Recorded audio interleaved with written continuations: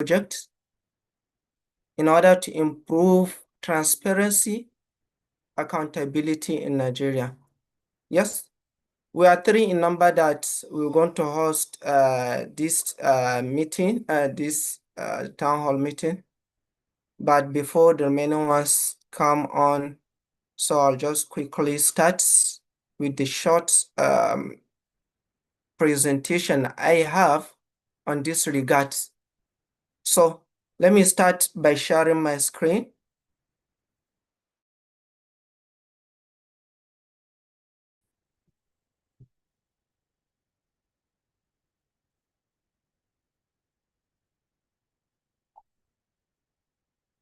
All right. I believe you people can see my screen now.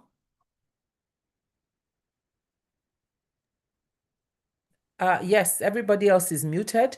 If you want me to unmute them, just let me know, but everyone is muted. All right. Can you people see my screen? Yes, we can see it, Mr. Sagir. You can All go right. ahead. All right, that is good. So, as I have already said that we are going to have this kind of presentation on digital budget tracker projects, improving transparency and accountability.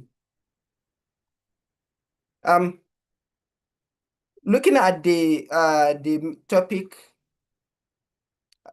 at this era, it is very important and a very lucrative topic that need to be addressed, especially in this our country, whereby we need to find some kind of accountability in our budget that is always being passed.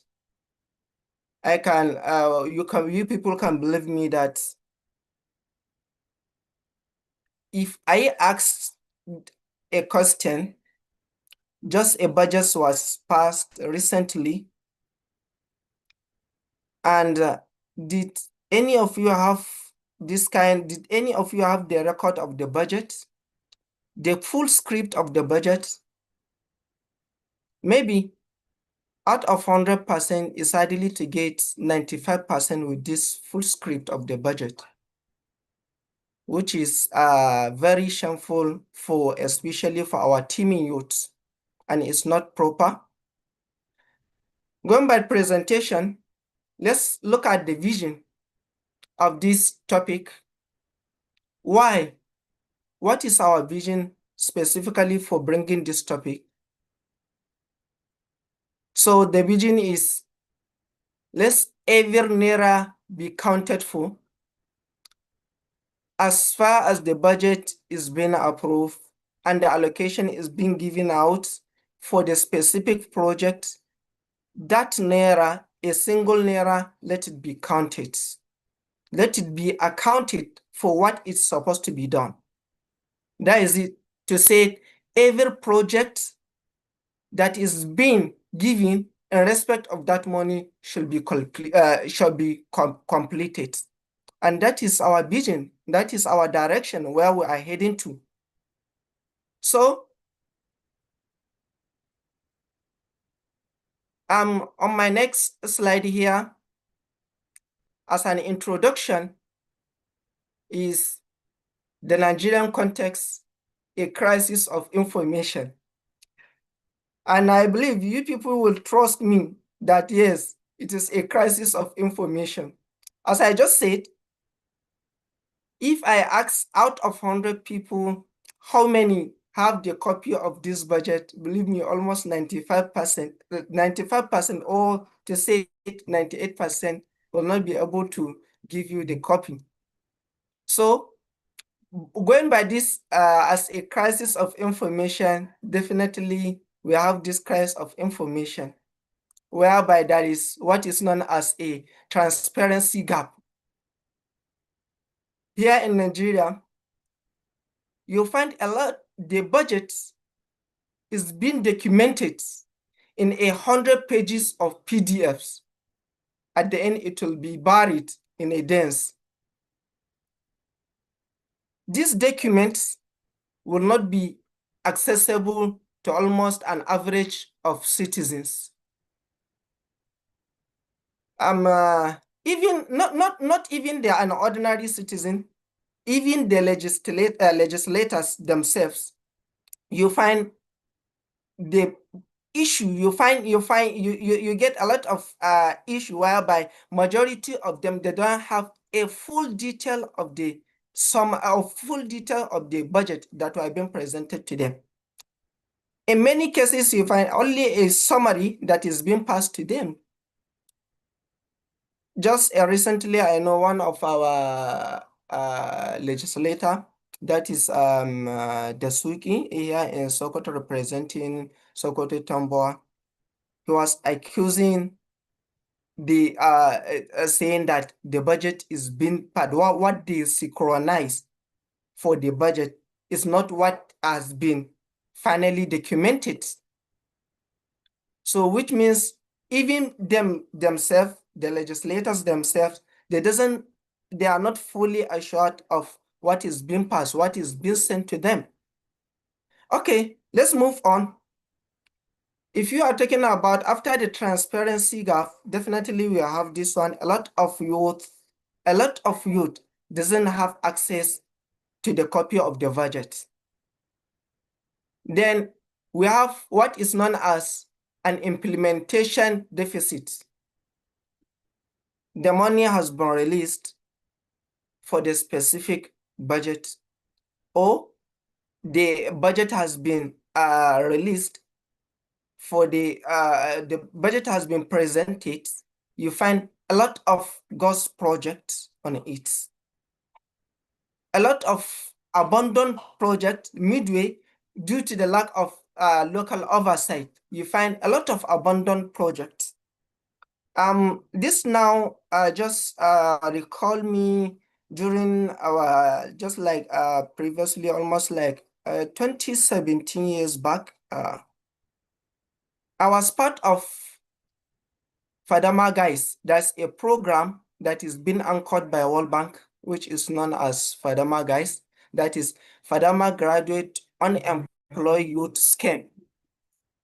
This project is being sponsored by World Bank.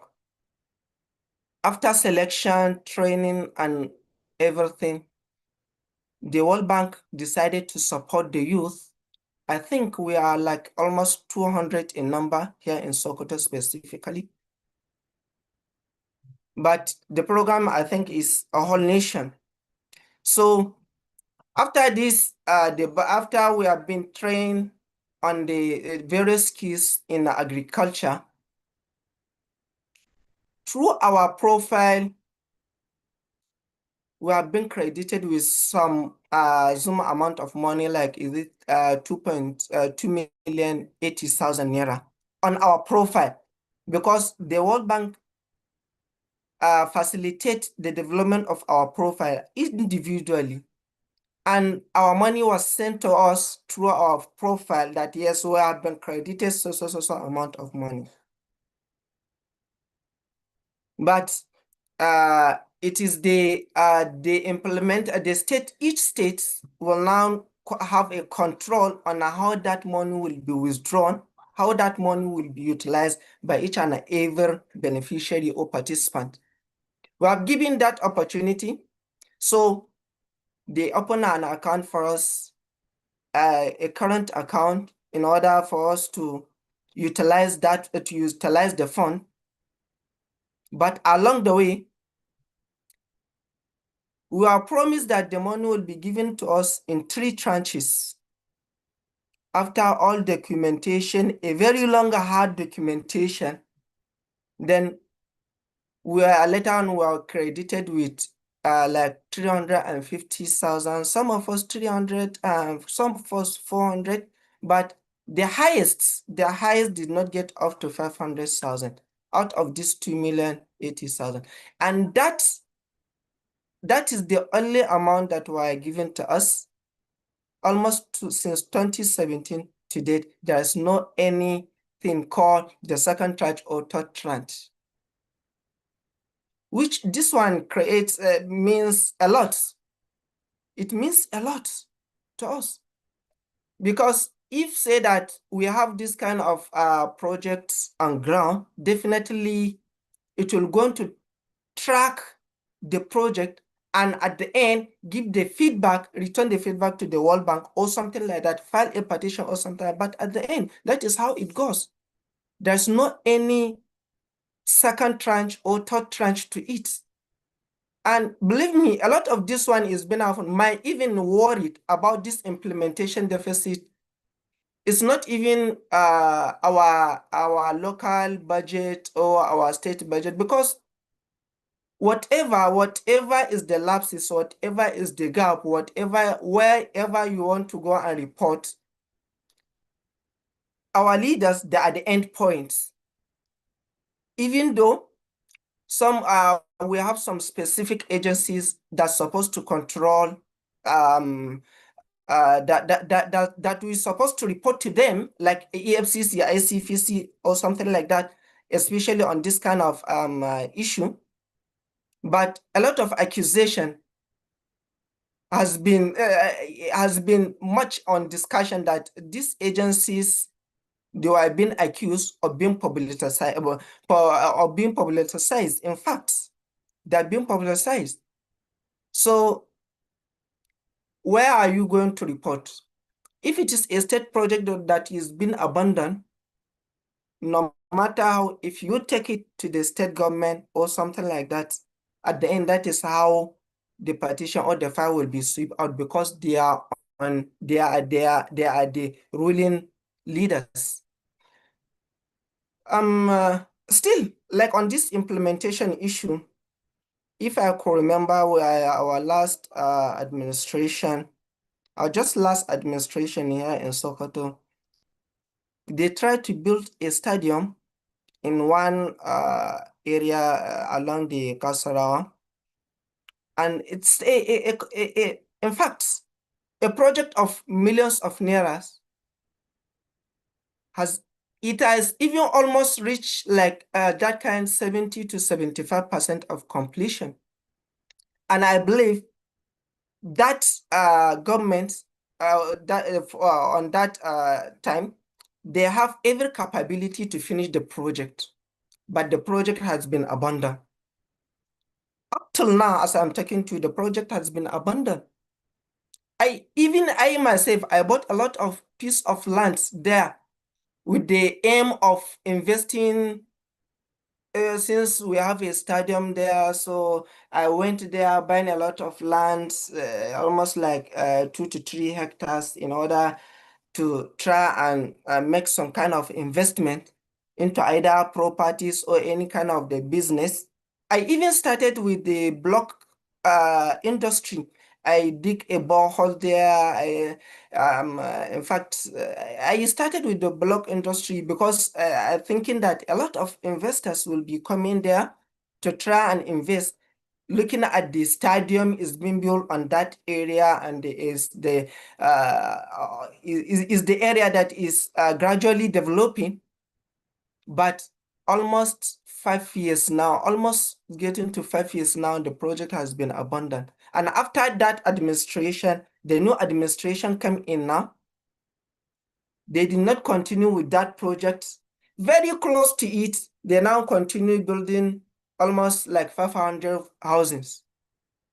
Just like almost 500 houses close to the stadium. And they abandoned that one, even though I cannot blame them, because the last administration has every capacity to finish the project, but they failed to do that, which is part of this implementation deficit.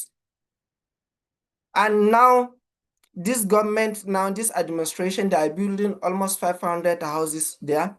I don't know, even though we are very close to the election, if they will be able to finish that one. Even some of the land I even bought there and the borehole I dig is part of where the government, just recently, the government has even marked the places in order to come and compensate us and dominate the place. Which I believe, if we have this kind of budget tracking, definitely there will be a lot of improvement. My main worry is not for the even the local project or national project per se, but what for the partners project, because we have a lot of project that is being anchored by the World Bank or any other international donors. They are coming in, they are developing the yes. Let me just give a recent example. There's another project now. We have like that project is being anchored by World Bank in partnership with the federal government. We have almost 5 to 7 projects like that for the issue of in order to cope with the issue of this deforestation and the climate change. Here in Sokoto, there is one is being built at the Goronyo for despite that the place is they are suffering with the issue of the insecurity. So in order to compensate them with the issue of the insecurity and the issue of the climate change, they decided to build that project to them. And I even happened to visit one at Birnin Tudu site at the Bakalori along the Talata Mafara.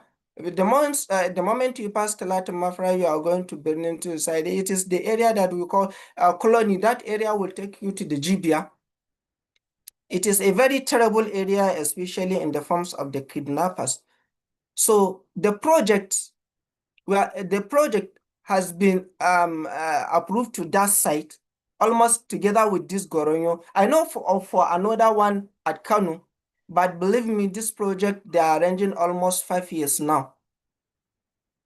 They are almost to the stage of even 80% of completion. But they failed since last year up till now. They refused to complete the project. The solar has been put there. Solar panels has been put. Even the firefighting material items has been put there. But if I can recall, last year, that is how during the rainy season, all this wind come and blow up the roofing. What do you call it? POP start deflating. And I believe by now, even though it has taken me almost a time before visiting the area now, I don't know whether, but the project is still uncompleted. A lot of billions of naira has been spent there in order to help the youth, in order to reduce the unemployment, in order to cope with the issue of the climate change, in order to cope with the issue of the insecurity, but the project has been abandoned. 5 years now, the project has been abandoned. So how are we going to solve this one? But if we have this kind of project, if we have this kind of platform, the platform of the application of the website, we'll be able to take this issue to the World Bank. Let the World Bank try and put a lot of strict measures in any approved project to be developed in terms of the youth development or to cover any insecurity here in Nigeria, because sincerely, the issue is very worrisome. Let's move on. We still have the next thing is we have trust deficits. Every one of us will be able to believe me that yes, we youth and all the citizens here in Nigeria, we lack trust from our leaders. We lack trust because we doesn't know how they utilize our funds. We doesn't know. We don't have a full assurance. There is no transparency. There is no we are being disconnected directly from how our wealth is being utilized, which is very shameful. So this is a little introduction that I have for this kind of topic. Let's look at the problems. Why this project is very important? Why this digital budget tracker is very important? Looking at it, you see that we have what is known as a complex data. Our budget is very complex. The moment you see hundreds of PDFs, even an educated person to understand the content of it is very terrible. It will be very difficult for even to stay and review the whole thing is not an easy thing. In order to make it in a simplified way that everybody can be able to understand, a direct way, step by step, everybody, this is amount, this is the breakdown. But at the end, looking at it, you find a lot of complexity on it. There is what is known as opaque procurement. That is who is involved or how that is involved on the contract award. Who is involved on the awarding the contracts? That one also remains shadowed for the public. It is if the contract is being awarded, you find it very difficult to know that who is the contractor, who is the one handling who is, you find it very difficult to even indicate that this so person is the one that is you only come and meet the symbol there. And apart from that symbol, everybody is hiding. Nobody want to know. Nobody want to be directed as the one that is a lot of project. That is what is going on. So, on another issue is reactive and proactive. That is, we citizens only find out about mismanagement after the funds has been gone.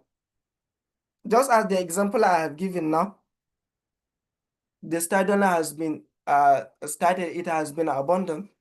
Now the administration has moved away. The last administration is not the one now. So how do you even trace it? Before you even know it, who is the one? Before you even know it, the money has been gone. Even to trace the money is another issue. It's another difficult. Even if the person has been brought to the court or something like that, to find the money is an issue. That is it. So another issue is the results, the problem, that is inefficient resource allocation. The stifle national growth and infrastructure development. Definitely, these are the major reasons why this kind of project is very important to us. So we should not neglect it. All right. Mr. Usman, 1 second. Yes. Adebayo Hamdalat is also on now. So Okay. Okay. Okay, let me, so like how many minutes do I have now? No, it's as long as you want. I'm just letting you know because I know you were waiting for them before. So she's in now. Okay, it's okay, no problem. Okay, so looking at the project overview, and which I believe the Tri-African Youth Movement will be able to provide solution to this. That is the first, that is the aggregator. This is the major solution that TYM need to focus on to serve as an aggregator. That is, in order to have a centralized data from the budget office, open treasury, and so on. So we need to have these ones. We need to have it. And these are the major solutions that we need. These are the major solutions that TYM need to focus on. And definitely, I know we will achieve it. Among the aggregator, there is what is known as Open Treasury Portal and State Accounts. So on the second issue, we have what is known as the translator. So this complex financial spreadsheet that is being being distributed to our legislators, we need to convert it to different languages, Hausa, Igbo, Yoruba, English, in such a way that everybody will be able to understand what is going on. And we need to have a watchdog. This watchdog will serve as our ambassadors that will be able to bring a report upload photos, videos in order to confirm their claim. And going by our plan, we have already started that one. So what is our core objective? So our core objective for this project is democratize data. That is, let our data be democratized. Let it be in a democratic form. Moving this budget information, gathering all this budget information, taking this budget information from all the government offices to the pocket of 250 million Nigerians. Let the Nigerians understand where their money is going. Let their Nigerians understand this is the specific budget that is being provided to them. And we have, among the objectives is enable hyper-local monitoring. How do we do this? Is to shift oversight from Abuja-based office to the youth living in a specific local government. You cannot just be sitting there in Abuja.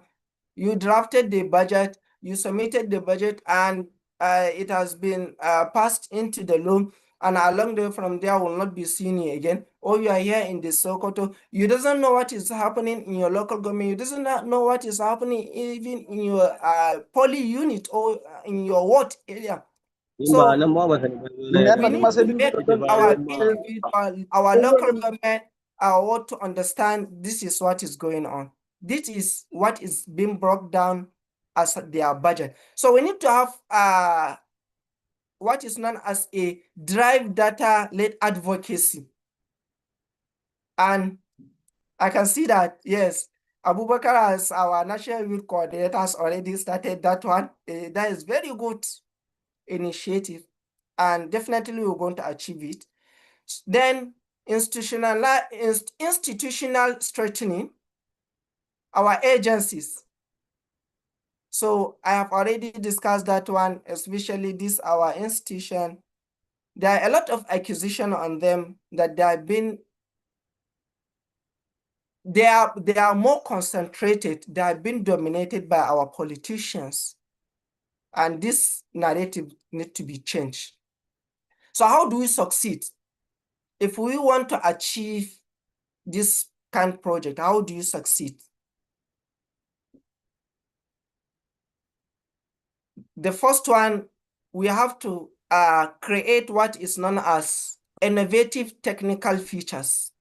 If we are developing an application, if we are developing a website, since it is a digital, and we all know what is going on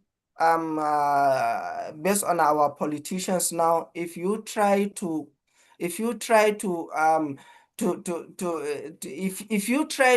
show their gap, to show their lapses, they will find a way to deal with you anyhow. Anyhow, I'm saying anyhow. It just happened recently to us here in Sokoto. There's a lady called Hamdiyat. In fact, Hamdiyat went to the East Zone, where we have this prevalence of insecurity. She was trying to motivate them in order to come up, to question their leaders, why this insecurity persists in our East region, why? And our politicians, in fact, get to her. She was even lucky to survive. I believe is some of at the end, she has been convicted to the court. After then, she was even lucky to survive it. Some of the human rights organization comes in order. They even have to take her away from this town because she tried to expose them. She tried to expose their involvement into this insecurity act. And there is one Malan that we even have right now. He's facilitating that insecurity. Each and every day they were challenging him. Each and every day.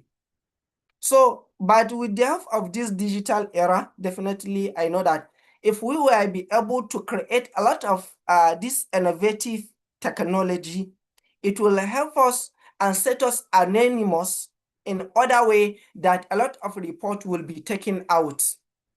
Let's take an example of there is one activist who is being called Dembelu, who is residing and working in China.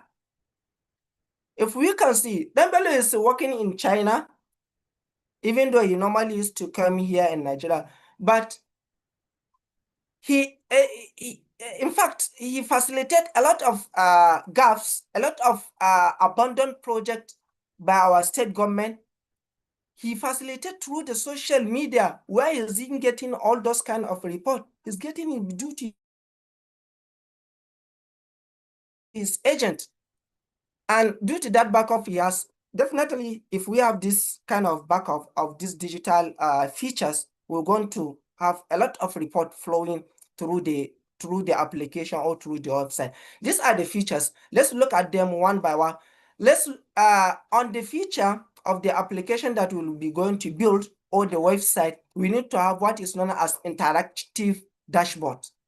This interactive dashboard will give opportunity to every user to filter all the records state by state or local government by local government, agency by agency, ministry by ministry. This interactive dashboard will give him that opportunity, will give the user that opportunity. And among the feature is follow the money tracker.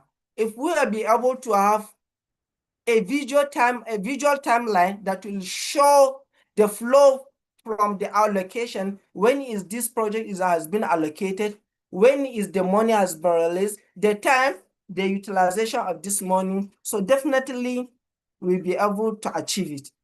So let the feature of our application or the website that we're going to create has this kind of the feature. Let's have what is known as a geo-tag verification. That is a geopolitical tag verification, whereby we'll be able to take some pictures, videos with their coordinate and forward in order to verify the progress. We also have at this era of AI, so there is a feature what is known as AI-powered anomalies. These AI-powered anomalies will help you in order to compare the allocation or the inflated cost of what has been allocated and the real life or an estimated value how it's supposed to be. Because you find a project that can be allocated for at least 1 million naira, it will now be allocated for almost 500 million naira in order to siphon the funds. But that is what is happening. Here in Sokoto, our governor here, he has been accused for that. A lot of, all his projects is billion. Just recently, he mentioned that he spent almost, I don't know how, actually have the data, but as we calculated as that time, the borehole that has been calculated, each borehole will cost like almost 120 million naira per borehole, which is very shameful for our institution, for our state. Now, the kind of this technical feature, let's try and incorporate what is known as SMS integration. And this SMS integration, it will help because especially in our rural areas, because it is not everybody that has smartphones. Majority of our population, they are using this keypad. So let's try and see that we incorporate these innovation features into it that will be able to send an SMS to identify this is your budget, this is the allocation of that project, this is what has been done, just kindly. So if we can have this feature, definitely I know we're going to achieve it. Let me just quickly, yes. Yeah, 1 minute. Sorry for the interjection. Amdalat is also going to do a presentation on the same project. So, yeah.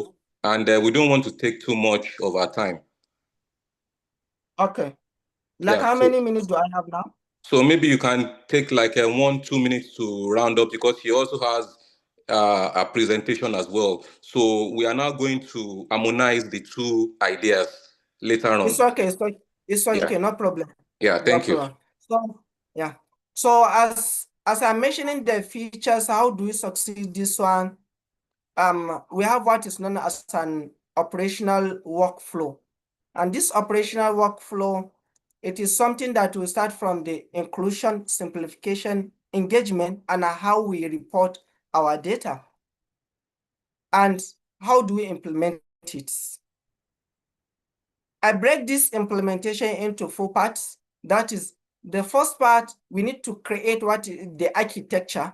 And this architecture, it is a digital form, which start from the application programming integration, that is API integration, user interface, user experience design. So it need to have this kind of architecture.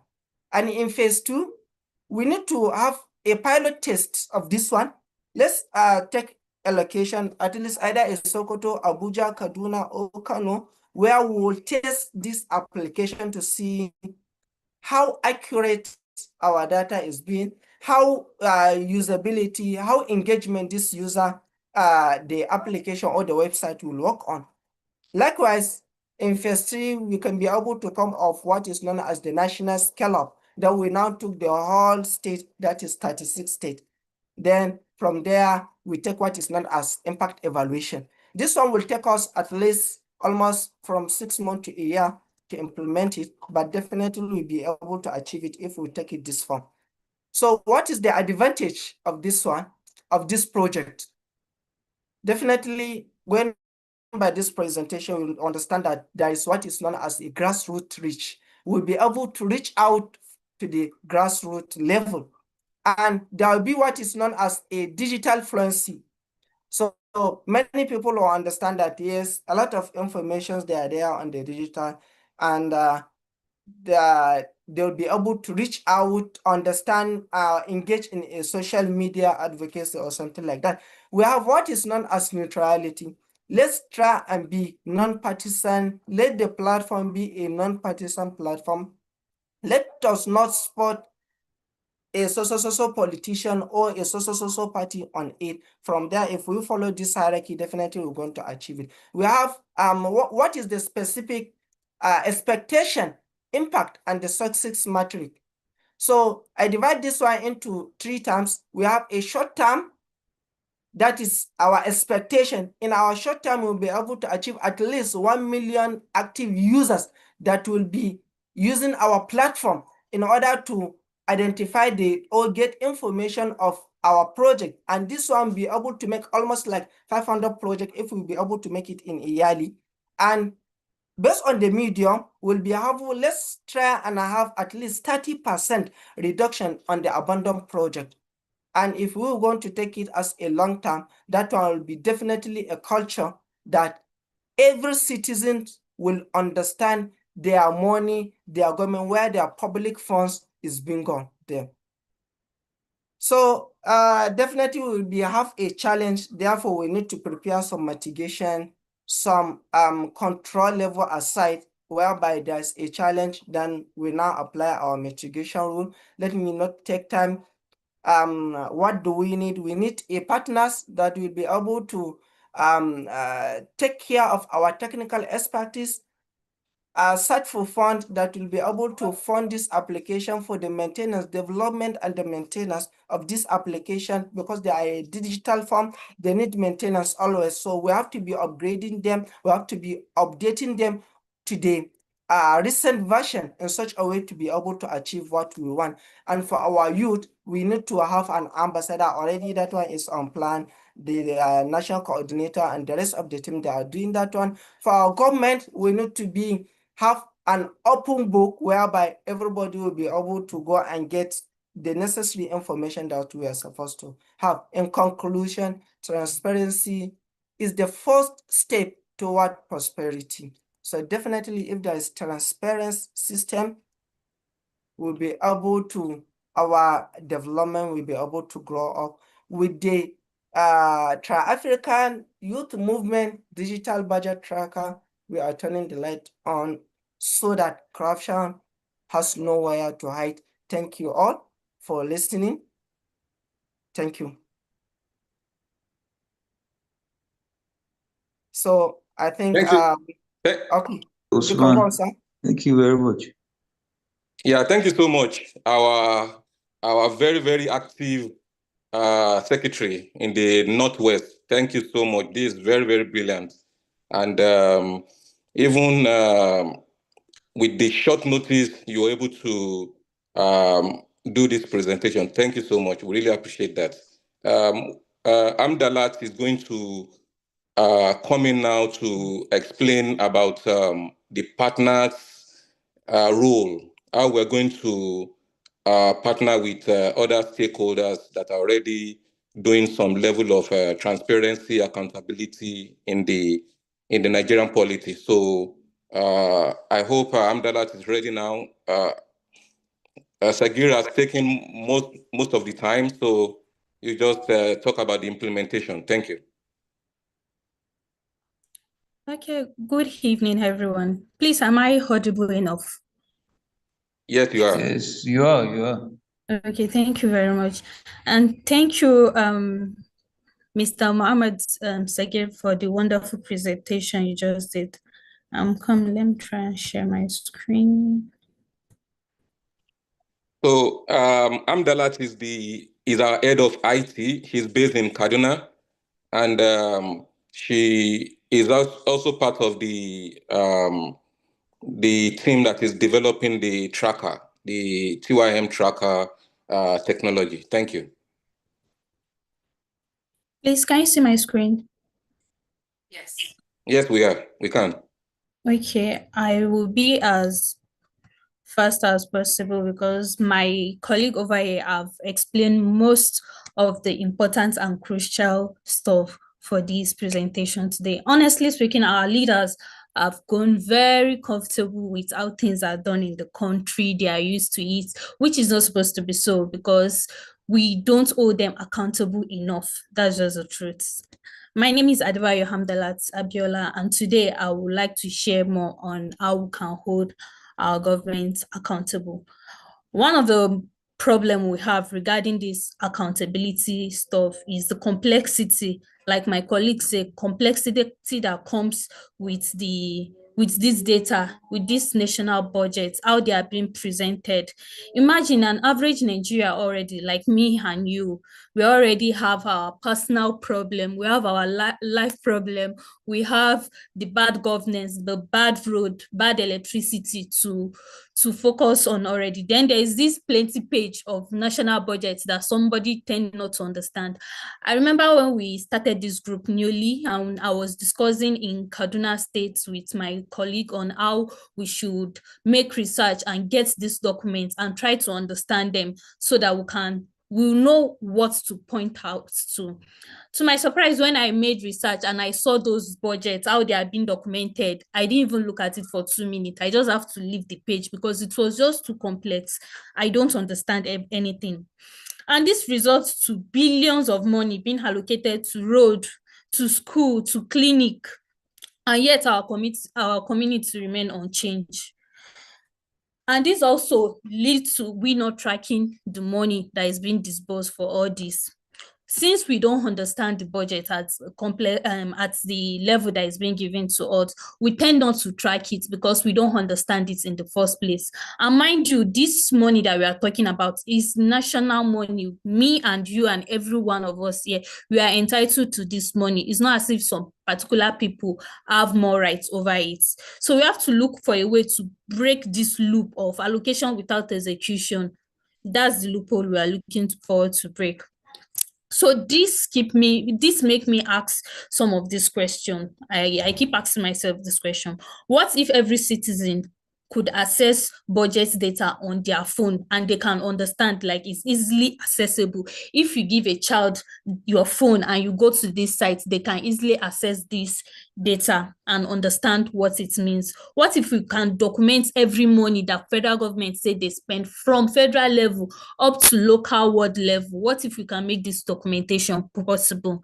What if we can hold them accountable after this this documentation is obvious, then we can make them accountable. This lead me to thinking, like my colleague already suggested, that why not we create a site that will break down this complex data so that people can understand, even an average person that doesn't have degree in business or finance or accounts, they can understand what this data set is trying to see, which lead me to more research where I find these sites, budgets.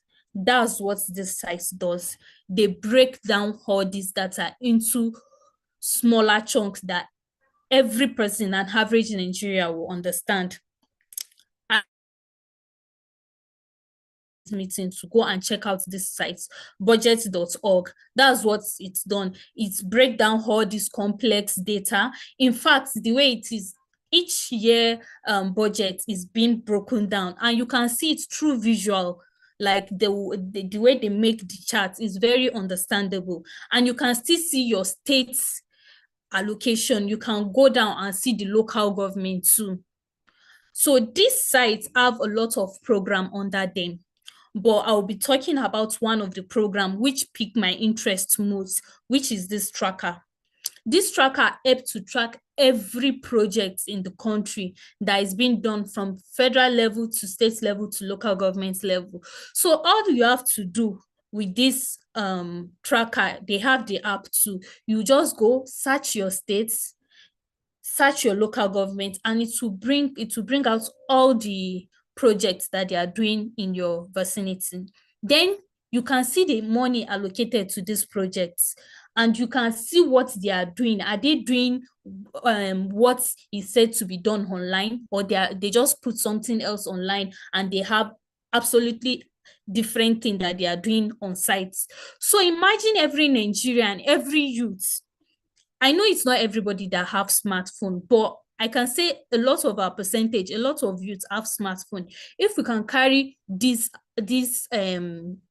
if we can carry out this activity in our vicinity, in our community, imagine we can create this awareness.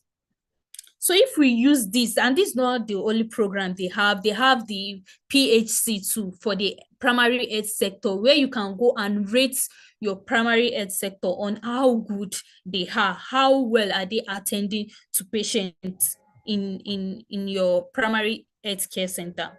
So this app will really, really go a long way if we put it in use. My call to action now is for us to partner with this platform. There are NGOs too. Since we have similar goal, they are trying to hold the government accountable. We too are trying to hold the government accountable. And mind you, these people have been in existence for the last since 2014.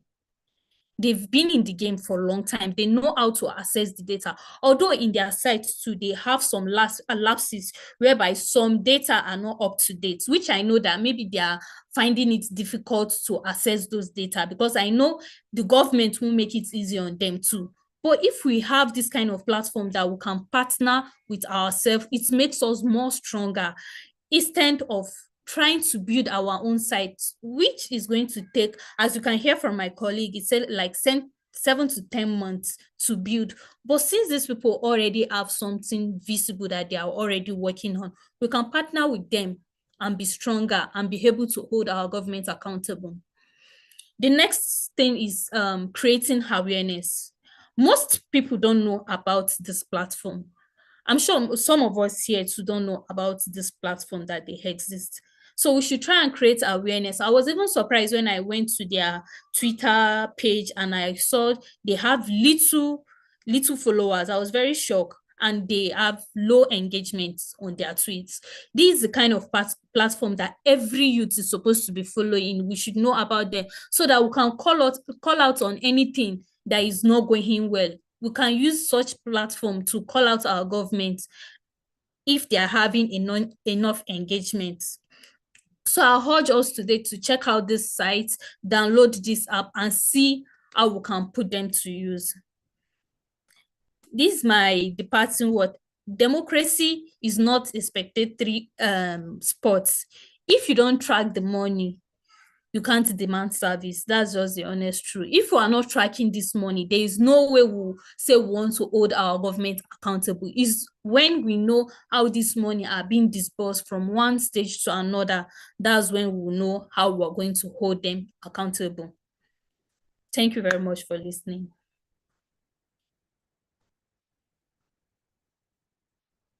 Yeah, thank you so much, Amdalat. Thank you very much, Alhamdulillah.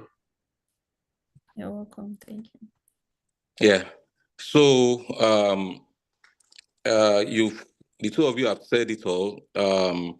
We cannot just be a spectator. We have to also participate in the game, particularly civic duty and responsibility, because it's actually part of the reason why we are citizens.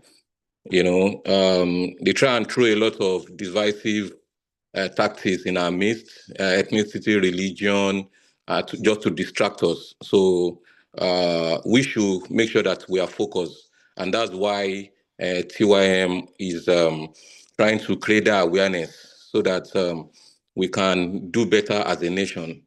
There's no nation that is happy that their citizens are struggling. They cannot meet basic needs of life. It's not something that is that one should be proud of. So we'll get there. We'll just make sure that we'll do a bit.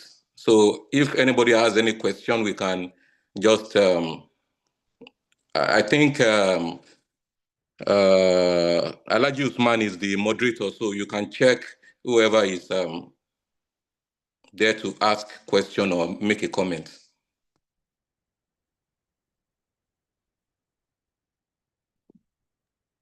Yes, okay, sir.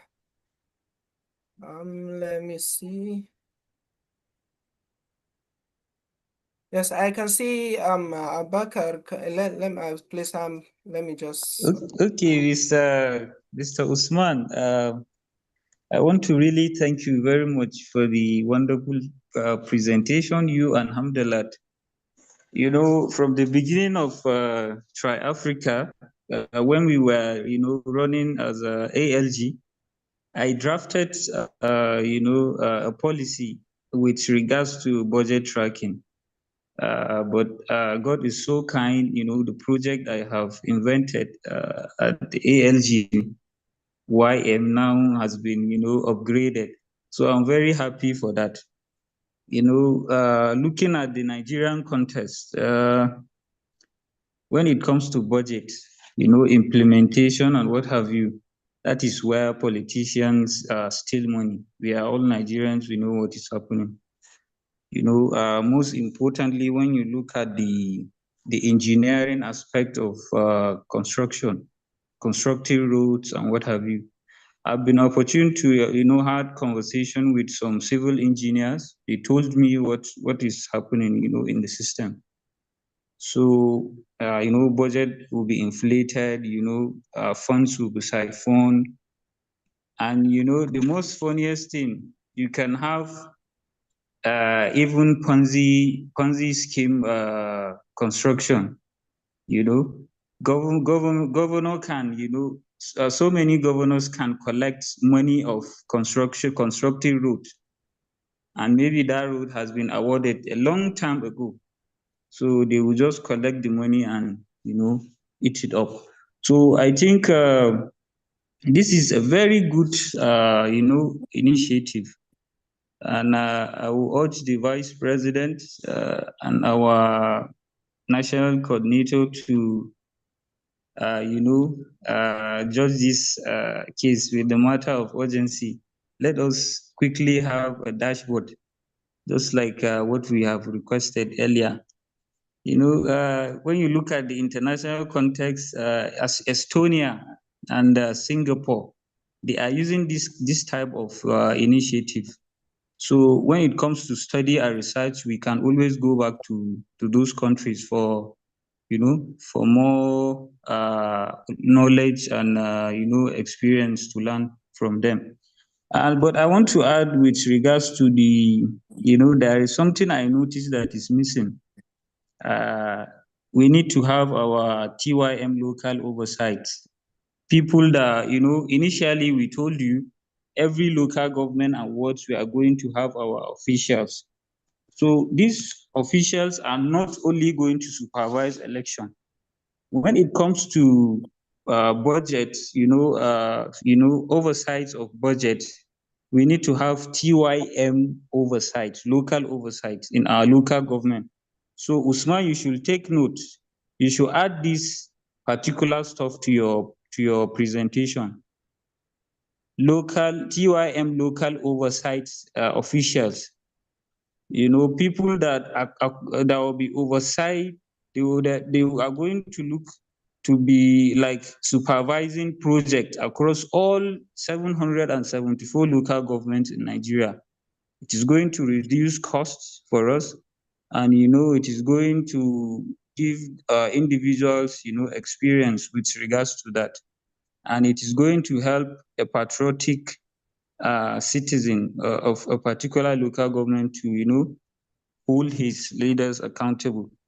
Just like what you said, Sokoto State has been having these kind of issues. We saw what your governor has been doing with regards to the borehole and what have you. So had it been TYM came earlier, we could have, stopped his madness by now. But then hope is not lost. I know with time we are going to step up in the game. And then with regards to the visibility of the budget, you guys complain the budget is huge. There is nothing that is unsolvable.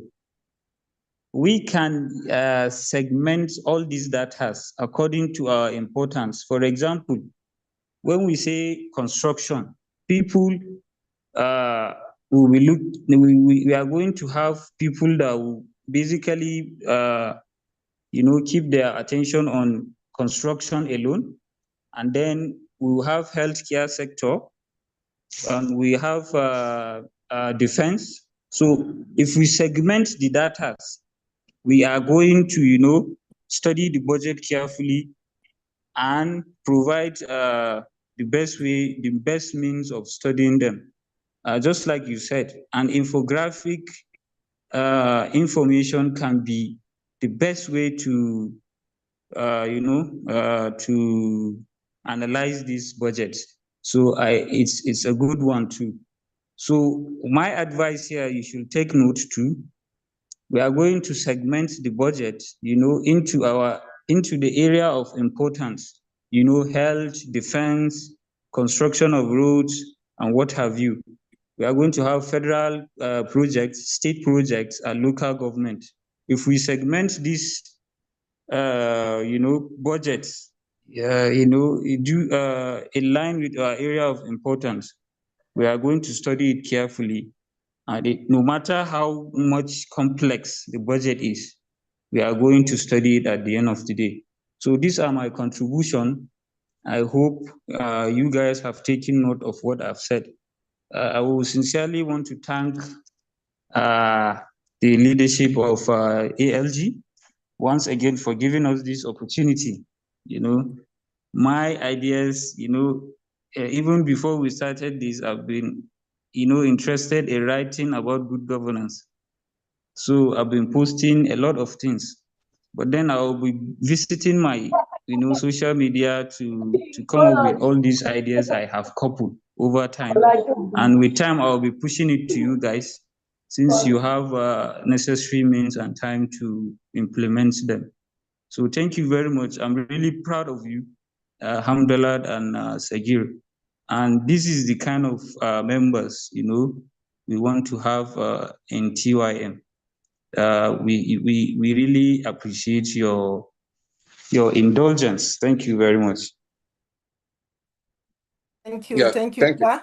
It's not easy thing that our national coordinator, especially coming from our side, will be giving us a lot of commendations. So we really appreciate this. Yes. As here we have Tom, Wisdom, and Felix. But before you speak, before you go on the Tom, I think we have like two important points. That is the first one, developing the application or the website that will enhance the budget tracker, or partnering with the others like budget that has already been into the system in such a way to join hand together in order to bring out, to implement this kind of project. I think if we can channel more contribution to that, and how we can be able to get that kind of partnership, and how we can be able to develop, find a fund to develop our application, or partnering. As we are partnering, we are developing the application, or join the two together. I think it will be very more important thing. So Tom, over to you.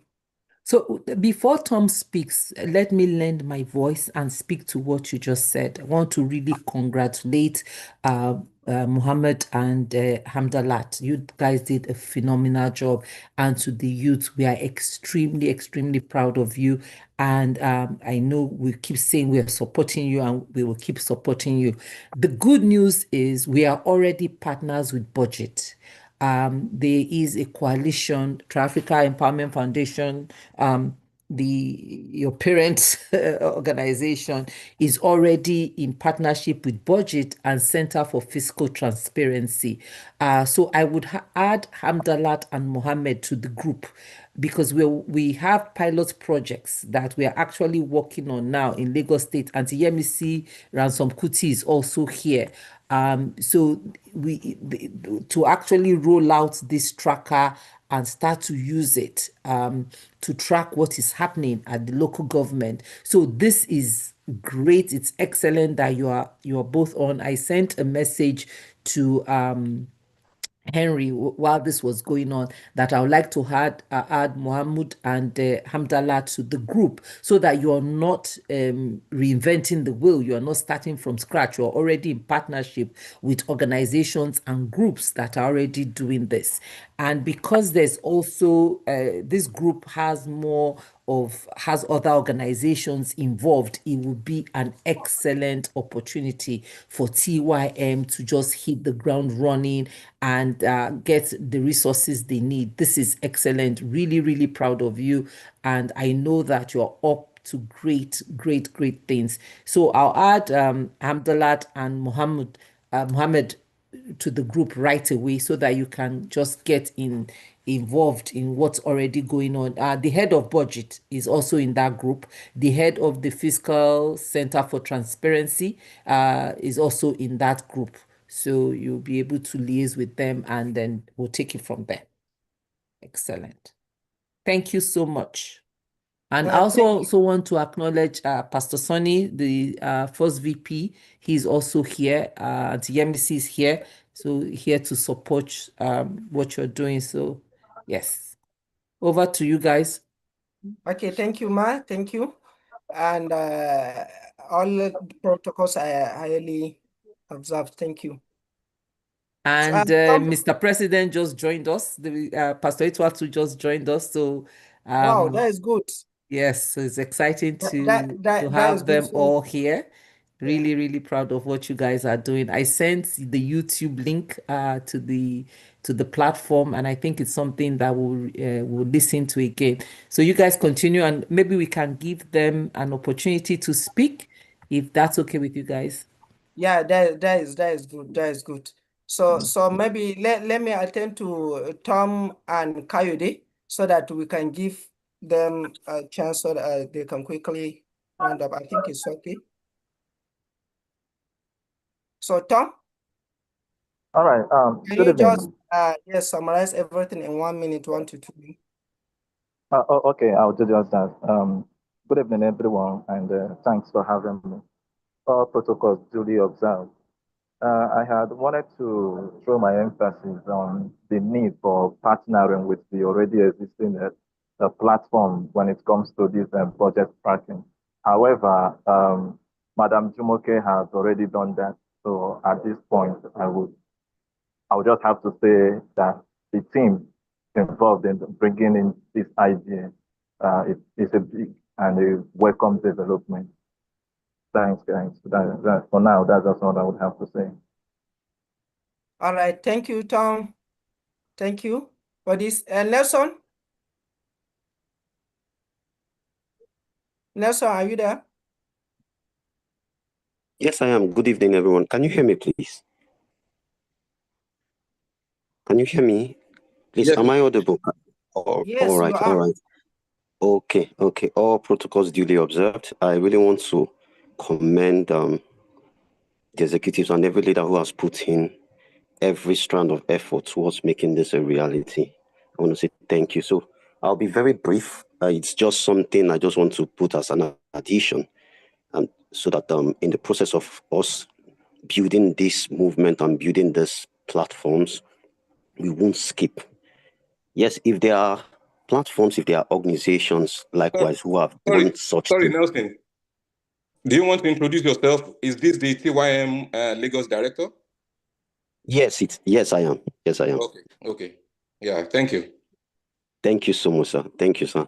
So what I just want us to also place our finger on is the fact that if we also have platforms or organizations that have done this kind of a thing before, I think we should, apart from not just partnering with them, we should be looking at the gaps in what they had done initially that did not generate as much result as they would have wanted it to.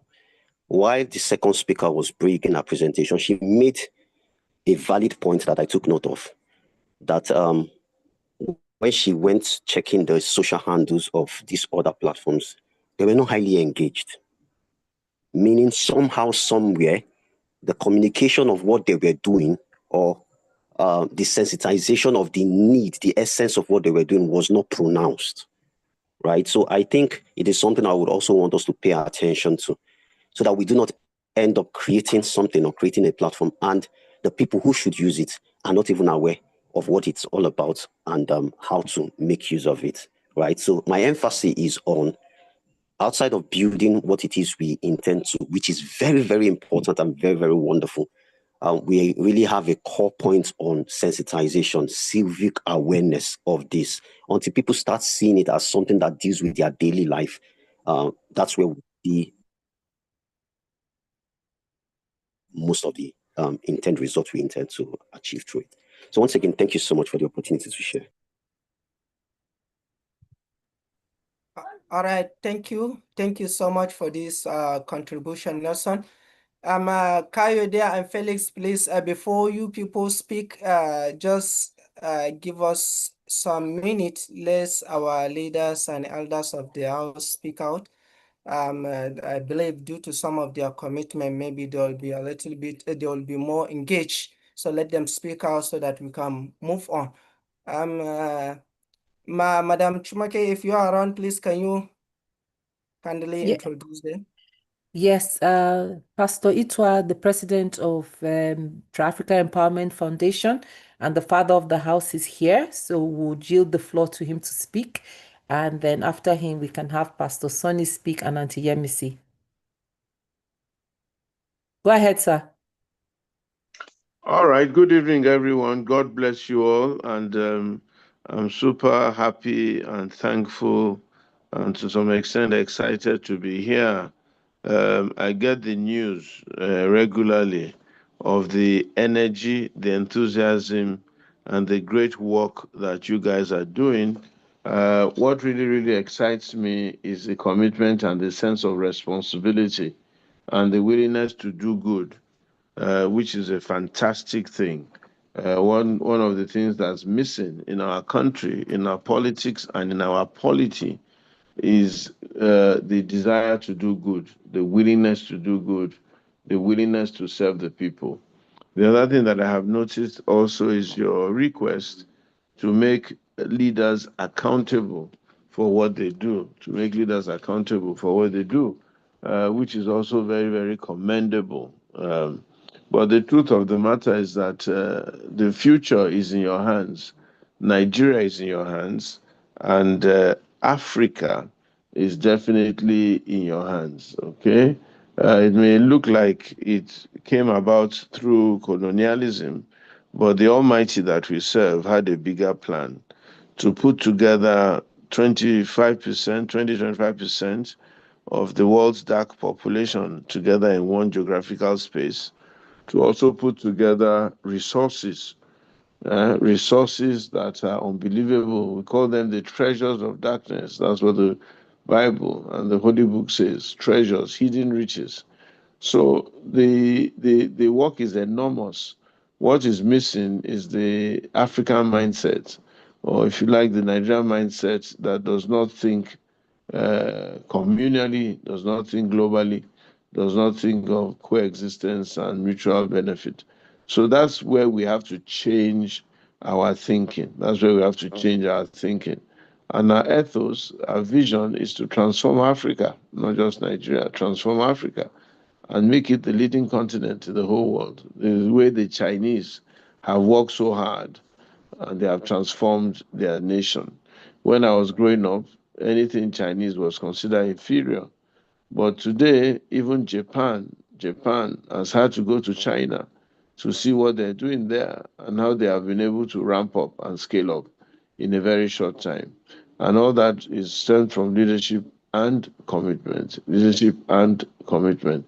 So the first thing I'm going to be employing all of you to do is to sign a pact of commitment, a commitment to the African Leadership Group, a commitment to true being good citizens, very good citizens of this great nation, and a commitment to building a great nation. So that's a commitment pact, commitment to African Leadership Group to help it fulfill its vision, commitment to being good citizens, good citizens.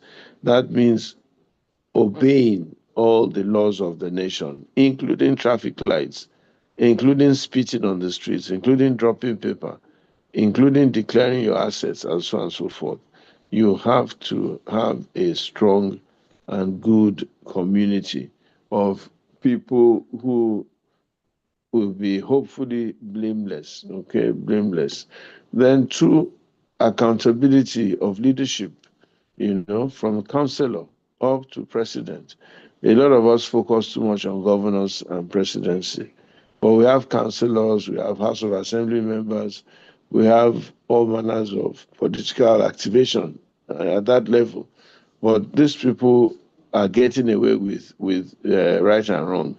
Some go back after a few days, come back pretending to be pregnant or pretending to be to have done one or two things, and they somehow don't get it right. So we have to get it right. Our leaders have to get it right. We have to ensure that we hold them accountable.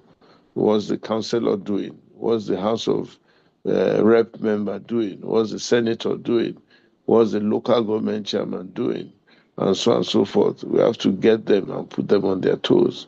Very, very important. And we have to lead from the front. Before we can put them on their toes, we ourselves must be on our toes.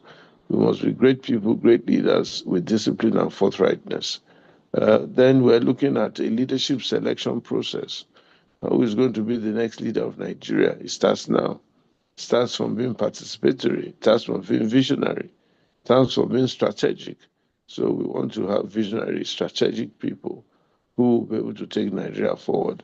And then number three, leading by example, being a beacon of light, being an example of what a good and true corporate citizen should be.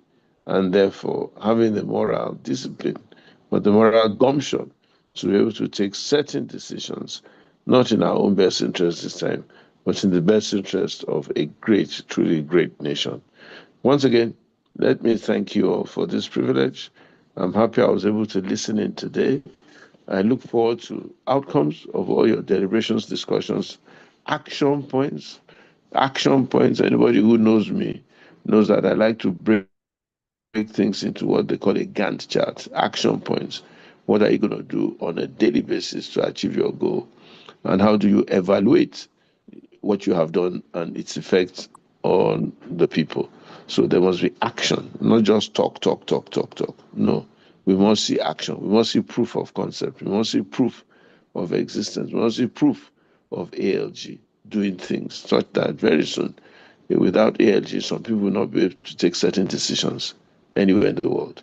That's the plan, and God will help us. Thank you all very much. God bless you.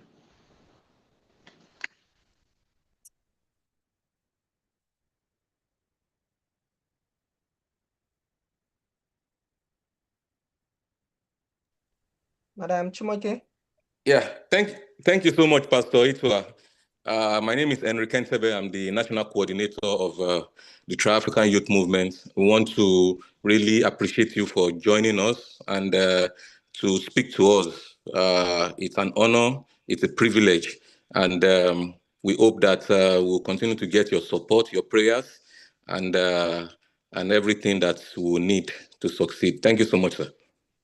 I must thank you, Henry. You are doing a phenomenal job. I really, really must thank you, and I thank the day that our paths crossed.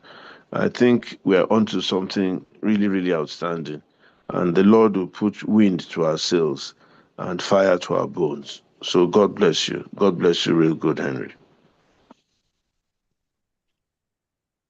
So, Alhaji Mohammed, you can take over. We have Yeah, Pastor Sonny here as well. Oh, okay. And then we have Auntie Yemisi too that they want to speak. So should they go ahead now or? No. They should go ahead. Yes, ma'am. Let them go ahead. All right. Thank you very much, Jumoke. You have breached protocol. Please, you have to write it out for me because I'm not sure how it goes. So I'm really sorry. You have to write it out. After the president has spoken, there's nothing more to add. Okay, so he should have gone last. That's the way it should have been. Okay, so but I'm learning. Thank you. It's okay. It's okay, Pastor. Thank you very much. I don't know at what point you joined, but I want to say, President, the presentation of these young people was absolutely phenomenal. Not just the presentation, but the passion that I saw from Abubakar and from Abdalat. Abdalat, and the way they spoke. And it brings me to the notion that youth is power. We all had this fire once in us. I can assure you that the older you get, these things begin to reduce. That's why we need the youth to lead and power a nation. Most of the leaders that are still hovering around the corridors of power today started in their 30s, some of them even 20, like Gawan. Okay? So I really, really, really believe that this country should be run by young people with energy, with passion, with commitment, who are honest, who are credible.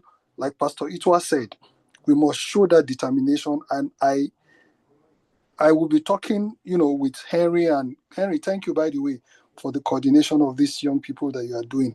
Phenomenal. We need to be able to push that young people should go into space of responsibilities, at their prime, not when they are tired. Okay, so I want to commend all the youth on this platform.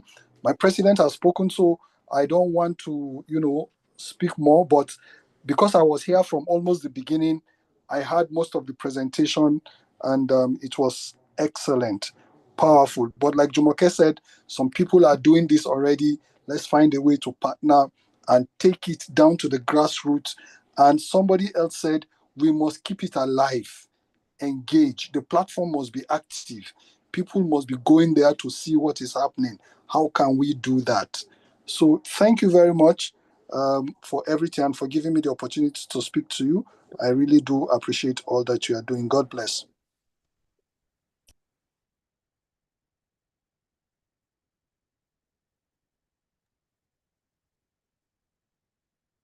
Over to you, Harry Jumoke. Mohammed, should Auntie Yemisi go now? Yes, ma'am. Let her go. Okay. It's your platform, so I have to ask permission. Let them do, ma. Okay. Auntie Yemisi, please go ahead, ma. Thank you for joining. Thank you. What an exciting experience to listen to these vibrant young Nigerians who are taking responsibility for creating the country they want. This is what we've been asking for with passion, that Nigerians, young Nigerians who are more than capable of stepping into the realm of leadership and operational experiences and expertise. And hearing you guys speak, it was really exciting and awesome. So I want to congratulate all of you and applaud you, applaud Pastor Itwa for always taking the lead in creating the kind of initiative that is going to energize the kind of development we want in Nigeria. Very exciting. So thank you, Pastor Itwa, Pastor Sonny, Jumoke,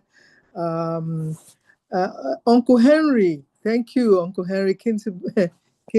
Thank you so much for your leadership in this group. And then Abubakar Mohammed Hamdallah, you spoke so well. The only few comments is to really strengthen what Pastor Itwa and Pastor Sonny have said about the ethics and values that you must have, in yourself, because it's very difficult to hold leaders, public servants, officials, civil servants, and whoever it is that you are trying to ensure is accountable. It's very difficult to do so if you yourself are not morally upright. Because as they say, when you point fingers at people, one finger is pointing at someone, the other four fingers are pointing right back at you. So you guys have to really take that extra effort to ensure that the discipline, the honesty, the compassion, all the right ethics and values that you want from your leadership is already being operational in yourself. And it's also very exciting to hear the kind of expertise. When Abubakar was speaking, Mohammed, Hamdallah, I could see that you guys, you're not just, mouthing, a theory. You are actually speaking to scientific evidence-based, data-driven information and processes, because that's really what's going to save us from the quagmire that we have, that we're going to be a nation that's driven by data, by evidence, not just sentiment, not because you like somebody or you don't like them. You've got the data that says this money was budgeted for this, and this is the outcome. It's going to be an evidence. It doesn't matter whether the person is your brother, your uncle, or whoever, or it belongs to one party or the other. So that's the direction that will truly liberate us. And I'm so happy that you guys are towing that line, coming into this space with the professionalism and expertise that you need to actually make it work. And the final thing, of course, is that you must collaborate with other organizations. There's so many organizations of youth focused NGOs. I heard that Mr. Laolu Akonde is just organized a group of people. I think they call themselves future leaders. Find people of like minds who are also having the same objectives that you have, so that we're not working at cross purposes. We can, piggyback on the expertise, the numbers. Working together is always a win-win situation. Congratulations again, everybody, and thank you all for making this happen. I wish you all, those of us who are going out of we call ourselves those in the waiting lounge. We're on our way out. I'm 79 years old, so anytime I may be gone, but you have given me so much joy in what you are doing, because then I can depart in peace, knowing that Nigeria is in good hands. God bless you all, and thank you.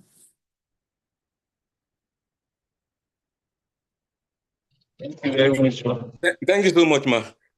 Thank you. Yeah, the part you did not say is that you are also part of the visionaries, because when I was complaining, anytime I go out, I step out of my house and I see governments and people being run is more or less like autopilot.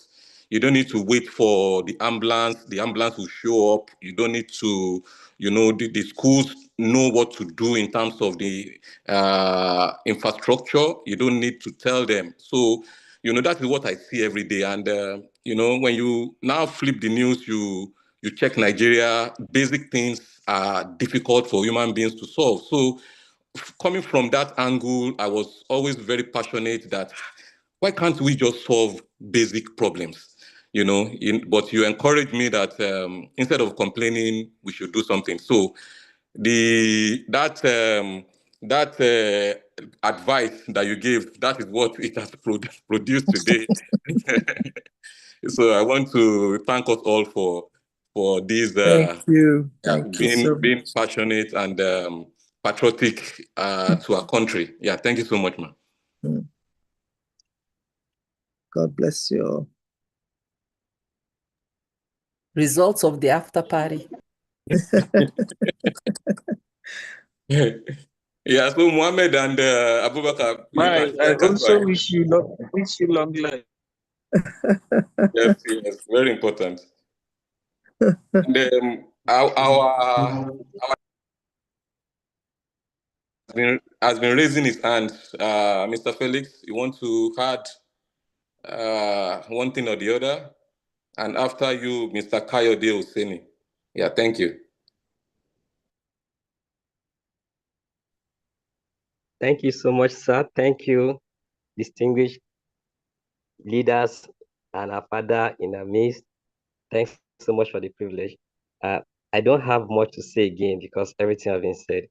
What I want to tip in respect of the policy as a youth, we need to have a voice. Most of these things cannot be implemented without policy formation.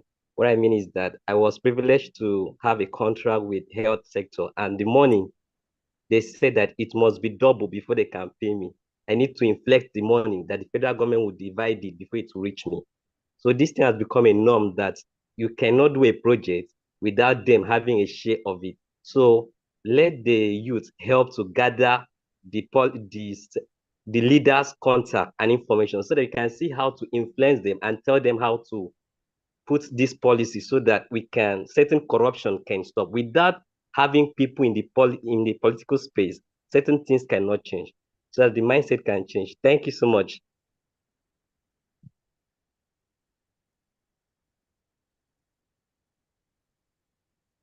Thank you, sir. Thank you, sir, for this your contribution. So, Kayode, can you go on? Thank you very much, sir. I stand on the existing protocols. I say good evening to everyone. And also let me seize this opportunity to say once again, happy birthday in arrears to Pastor Itua. I was privileged to be there just a few days ago. Mommy Yemisi, good evening, ma. Mommy Jumoke, good evening, ma. Thank you very much to Comrade Abubakar and Madam Amdalat for your presentation. Awesome. I would like to say one or two things when the presentation was going, especially when Amdalat was speaking. She made mention somewhere in a slide about budget complexities and all. Please tell them And that you represent budget. Let them know you represent budget so they can ask you the right questions. All right, ma. Thank you, ma. I'm here from budget. I'm also an active community champion in Lagos State. So, and in addition to that, I want to equally say, just yesterday, the president just signed into law 2025 budget that was supposed to have ended December last year. A request was made to extend it to March this year. Just yesterday, when I read that report, it has been extended now till June. That is 2025 budget. And mind you, 30% of that budget is to be implemented, while the remaining 70% has been moved into the 2026 budget. You can see the complexities that we are facing. It will definitely hinder a lot of transparency. it will hinder a lot of, when it comes to monitoring, tracking, is going to have a very big challenge there. And also, when it comes to information being available, I can't count how many engagements we've had with budget office in Abuja. These informations are almost non-available. I dropped some stuffs on the chat box. There is a website that would normally get government expenditure, what has been paid for to a contractor, the amount, what the money is meant for. It's on GovSpend. That budget, that website, during the time of the former president, late President Buhari, I can say categorically we have access to data. But the moment this government was installed, availability of information has been very, very difficult. We've signed MOUs. We've had series of meetings. I was in Abuja just a few months ago. So many engagements. They will keep promising. They keep promising. That's one of the challenges we are having. And if we don't have this information, the website that Amdalat alluded to, we have little or nothing to publish because a lot of litigations are equally waiting for us if we publish what is not credible. I can say here categorically, so many people don't like what Budget Tracker is doing. And even the ones that we are doing with facts, we still battle a lot of litigations, a lot of kickbacks because of the system. So as soon as we have the verifiable data, Budget Tracker is still very, very much on grab to make this available to all. And also, I've equally dropped the links on the social media for more collaboration and for more engagement. It's on the chat box. For me, let me just stop here for now. And I think we come back to Lagos. We take it from Southwest. Thank you very much. Thank you, sir.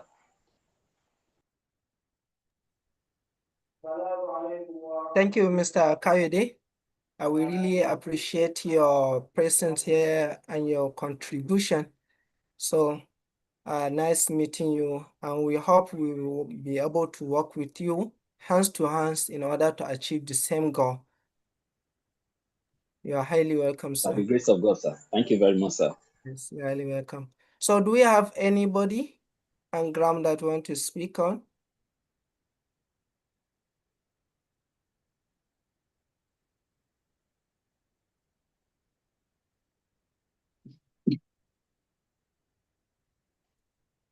Sir, national coordinator, sir.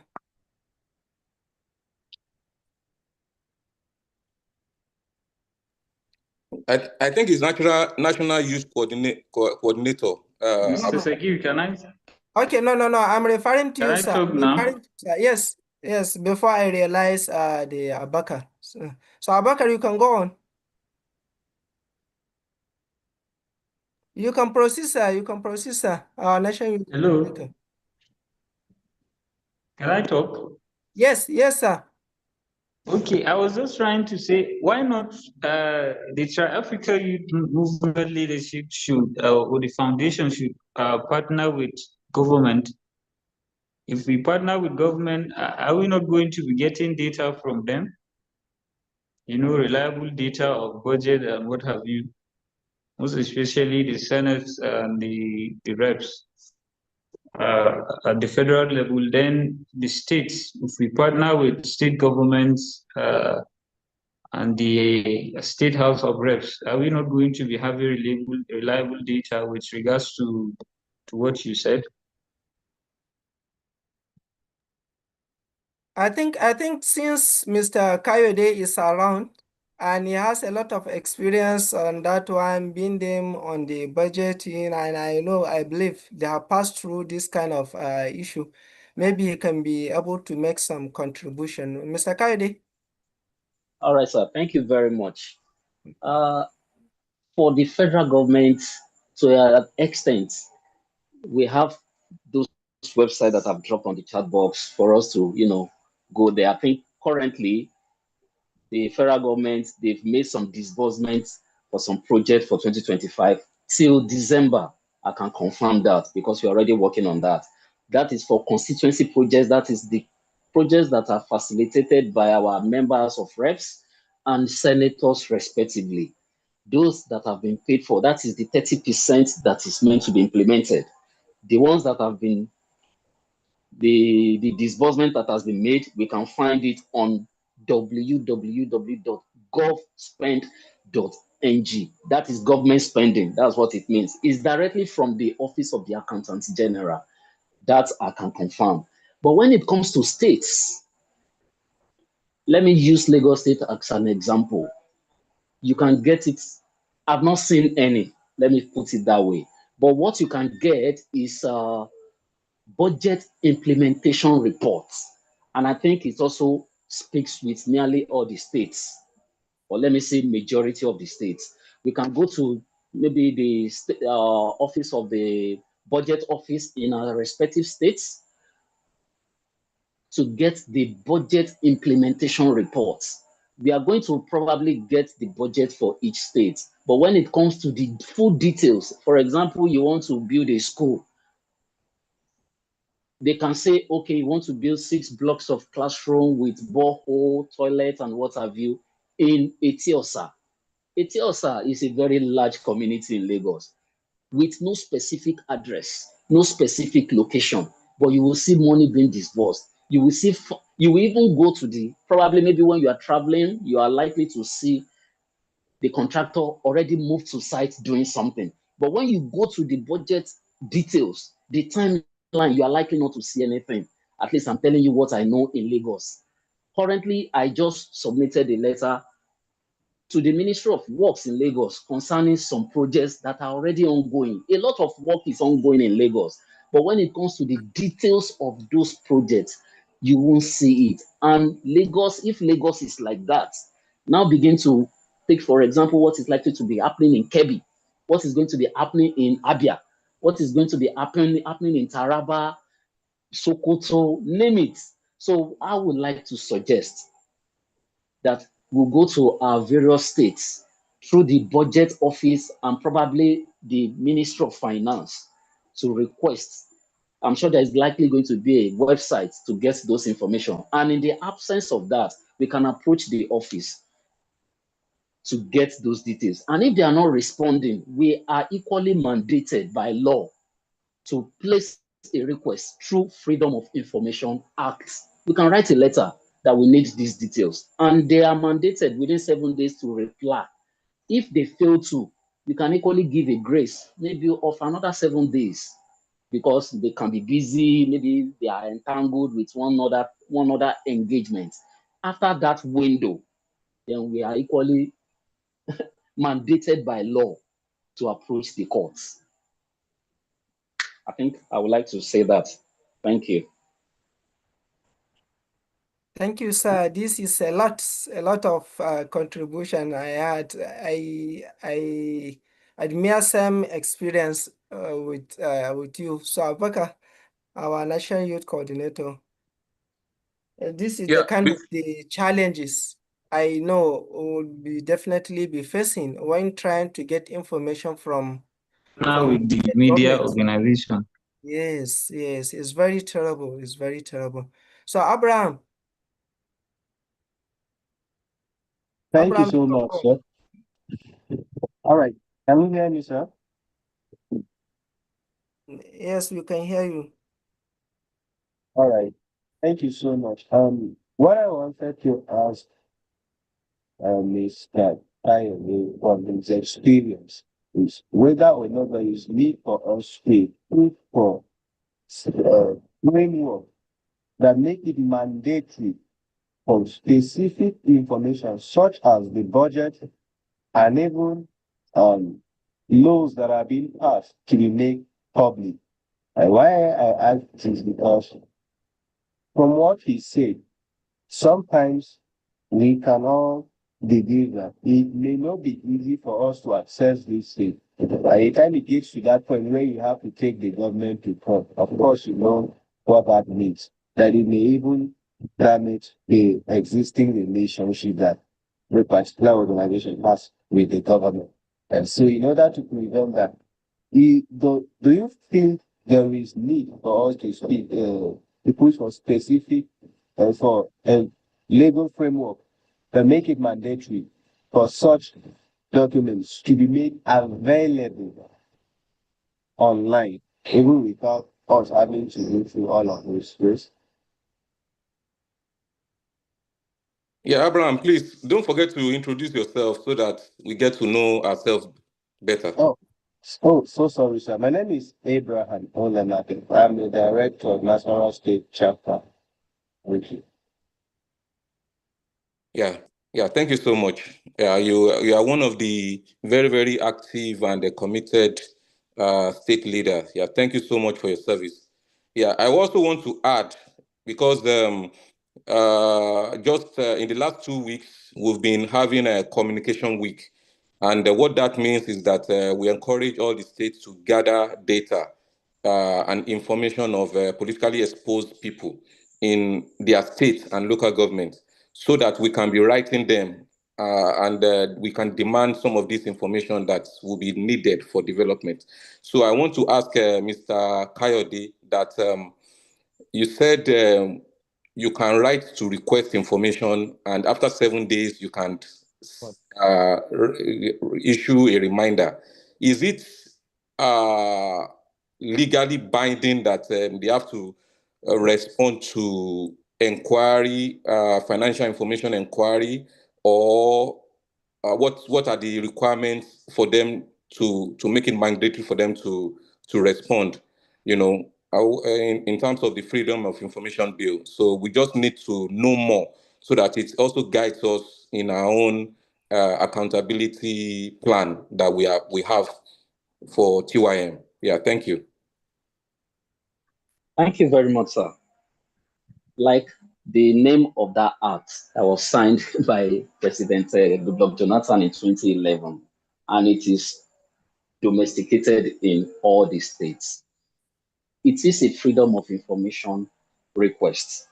And if we suspect or we are following up a particular interest in any ministry, and we are not getting the desired response from maybe the states, the local governments, maybe after one-on-one interaction, maybe meetings, engagements, they are not yielding. The next step to take in order to put them under pressure by law is to seek the route of FOI request. Once they see that letter, they have to acknowledge. We go with the original copy and an acknowledge, so that if you are doing a reminder, we'll reference that. The date they received that letter is going to be referenced, so that they are equally aware. Civil servants, majority of them are very, very intelligent people. It's just that sometimes, which we have equally seen, the system is somehow overshadowing their responsibility.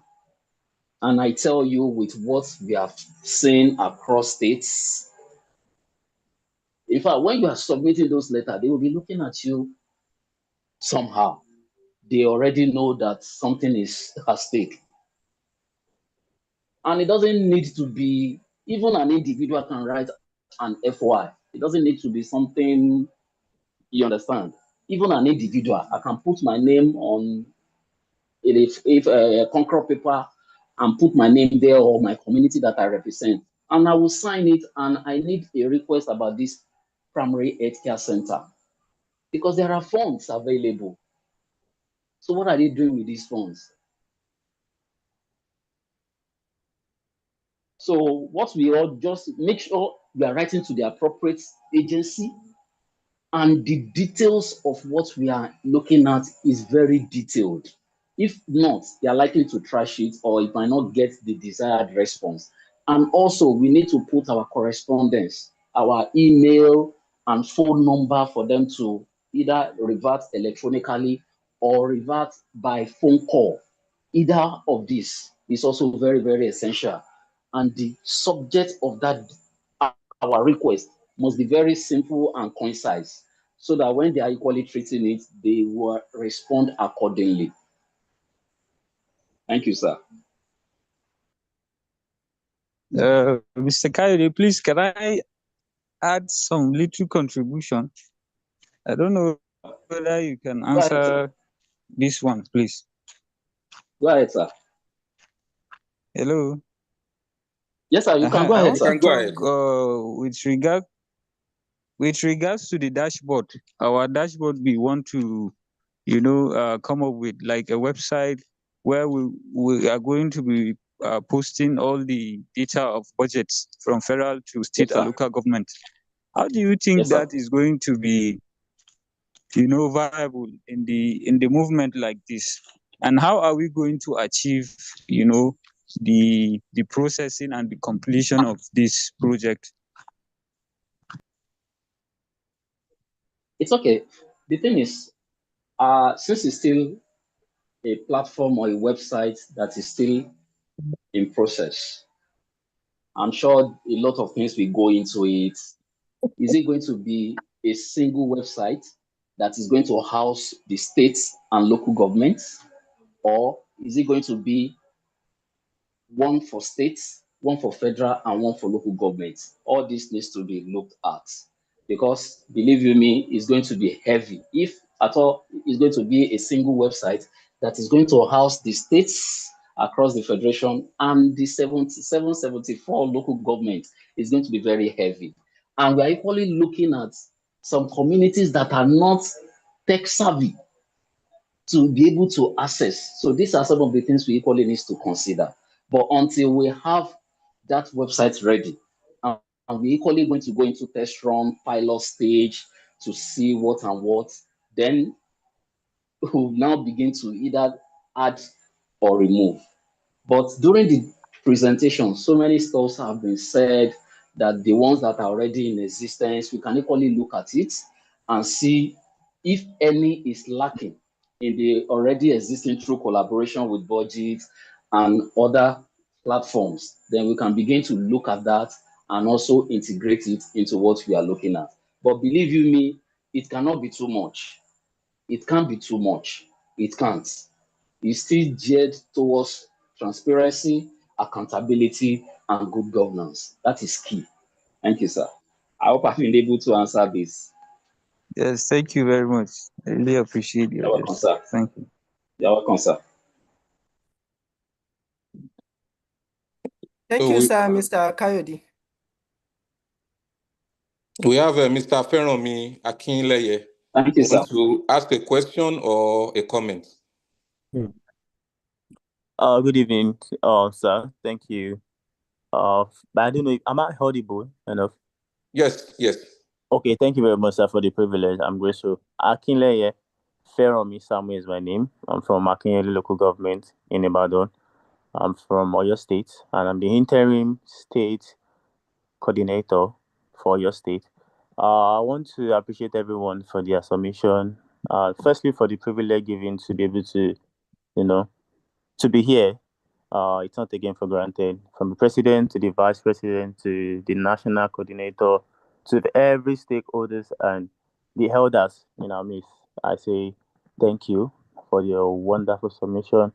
And to those who presented, they did a very great job. But this is my own comments. I would like to come from this perspective. Someone, I think is Mr. Nelson that spoke about awareness the other time. Lagos State coordinator, Lagos State director. I mean, sorry for using coordinator, director Nelson. He spoke about awareness, and then how we be coming from a point of um sensitizing, or should I say, a kind of mindset shifting among the civil servants. When we talk about as good as this submissions are, as good as this plan is, the presentation as good as good as it is, you see, when it comes to implementation, the civil servant has a role to play, and I feel like for it to be successful, there must be a high level of sensitization, media, publications, radio, jingle, and all of these things, because even when a leader has good intention, you want to carry out something, you have a good intention, you'll be surprised that the people working with you most times are the problem. Like they are the key factors why you're unable to like actualize your goal, or you are being drawn back, or they are telling you, oh, this can't be done as a leader. So, and then bringing that back to civil servants, how can we, because how can we reorientate them? How can we organize some programs to make sure that we are working hand in hand, more like in a collaboration? Because you see, so most of this information that we are talking about, the budget, is actually available, but people are not doing their job like they are meant to. Like it's only in Nigeria that you see people be paid to do a job and they are not doing their job. They have to be under supervision. They have to be uh under vigilance. Like you have to look after them. Like why? So it's only in Nigeria. And then knowing this problem is we saying, okay, now that we know that it's hard for people to do their job without being supervised, then how do we bridge that gap? How do we make sure that okay, these people are doing what is expected of them? Because there are a lot of government websites that we can actually get this information, but it's not being uploaded. You see people being asked, okay, until you go to their office and you complain that this is not there, and they'll be like, oh, we have received it, sorry, and they start doing it. They'll tell you, oh, sorry, come back. If they are being if they are being, I don't know, a kind of reorientation, a kind of sensitization, working with them and saying, okay, you have to do this. This is your own responsibility. This is your own part. You have to play your role. That way, I feel like we will build a great nation, Nigeria, like the nation we wanted to see, a great country we intend to see. If everyone could actually start doing their 1%, everyone is playing their role, doing their 1%. The civil servant, the public servant, they all have a role to play. And I just feel like using that as a case study, if people in the civil servant, the corporate bodies, they are doing what is expected of them, do your job. Yes, I feel like we'll move past every of these things. This is just what I wanted to say. Thank you very much. Thank you very much, sir, for the opportunity. Thank you. Can I come in? Yeah, you can come in. Come in. Well, I'm a ransom kuti, and in my family, nobody's allowed to go and steal. The family will crucify you first. So the kind of standards you are looking for, I'm just using it as an illustration. I'm sure there are many families that are like ours, the Kentebes, the George Taylors, the Godalos, and all of that. These kinds of accountability has to start from the home. So all you young people have to begin to practice what you want to see in the outside from your homes. I wanted to make that point first. And then, of course, holding yourself as an individual accountable. So I have three, what I call the 3 Ps that guide what I look at for the development in any space. And the first P is the people. What kind of people? What kind of ethics do they have? What kind of capacity do they have? What kind of expertise do they have? So what kind of people are we putting into all these spaces that we want them to deliver on one thing or the other? So we all have to have that at the back of our minds, whether it's in selection for office or in election for political office, or elections in our school sports, in our whatever area of activity that we're engaged in. That level of scrutiny of who the people are, who are they, what do they believe in, what do they stand for, has to always be at the back of our minds, so that we don't. Often I find Nigerians sort of letting many things go. Okay, just leave him. We have to be more, clear about what we stand for. Who is a Nigerian? What signals are we sending, not just to ourselves, to our children, but to the external community about who we are? So that's the first P.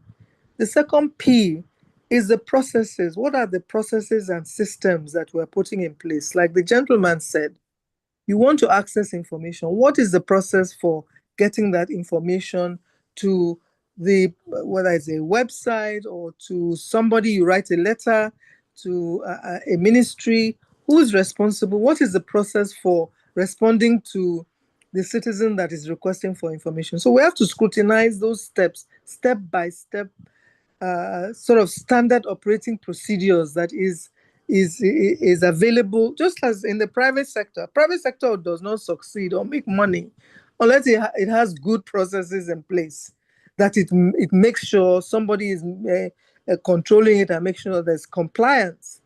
So those processes and systems that we put in place is so important, because those systems have to work irrespective of who is managing them. That is why other countries begin to appear to be working very well. They've had many years to put these systems in place and institutions to reform them and make sure that they work irrespective of whether the person comes from, north, south, east, or west, or whether, once they're qualified and they're put into the system will work. And even if they're not quite as qualified, the system will eject them. So what kind of systems and processes are we putting in place? You young people have to begin to scrutinize, take a deep dive into, okay, why did this happen? And how can we correct it to make sure it works for everybody, not just because you are somebody and you can get access to whatever it is. And the last P is punishment.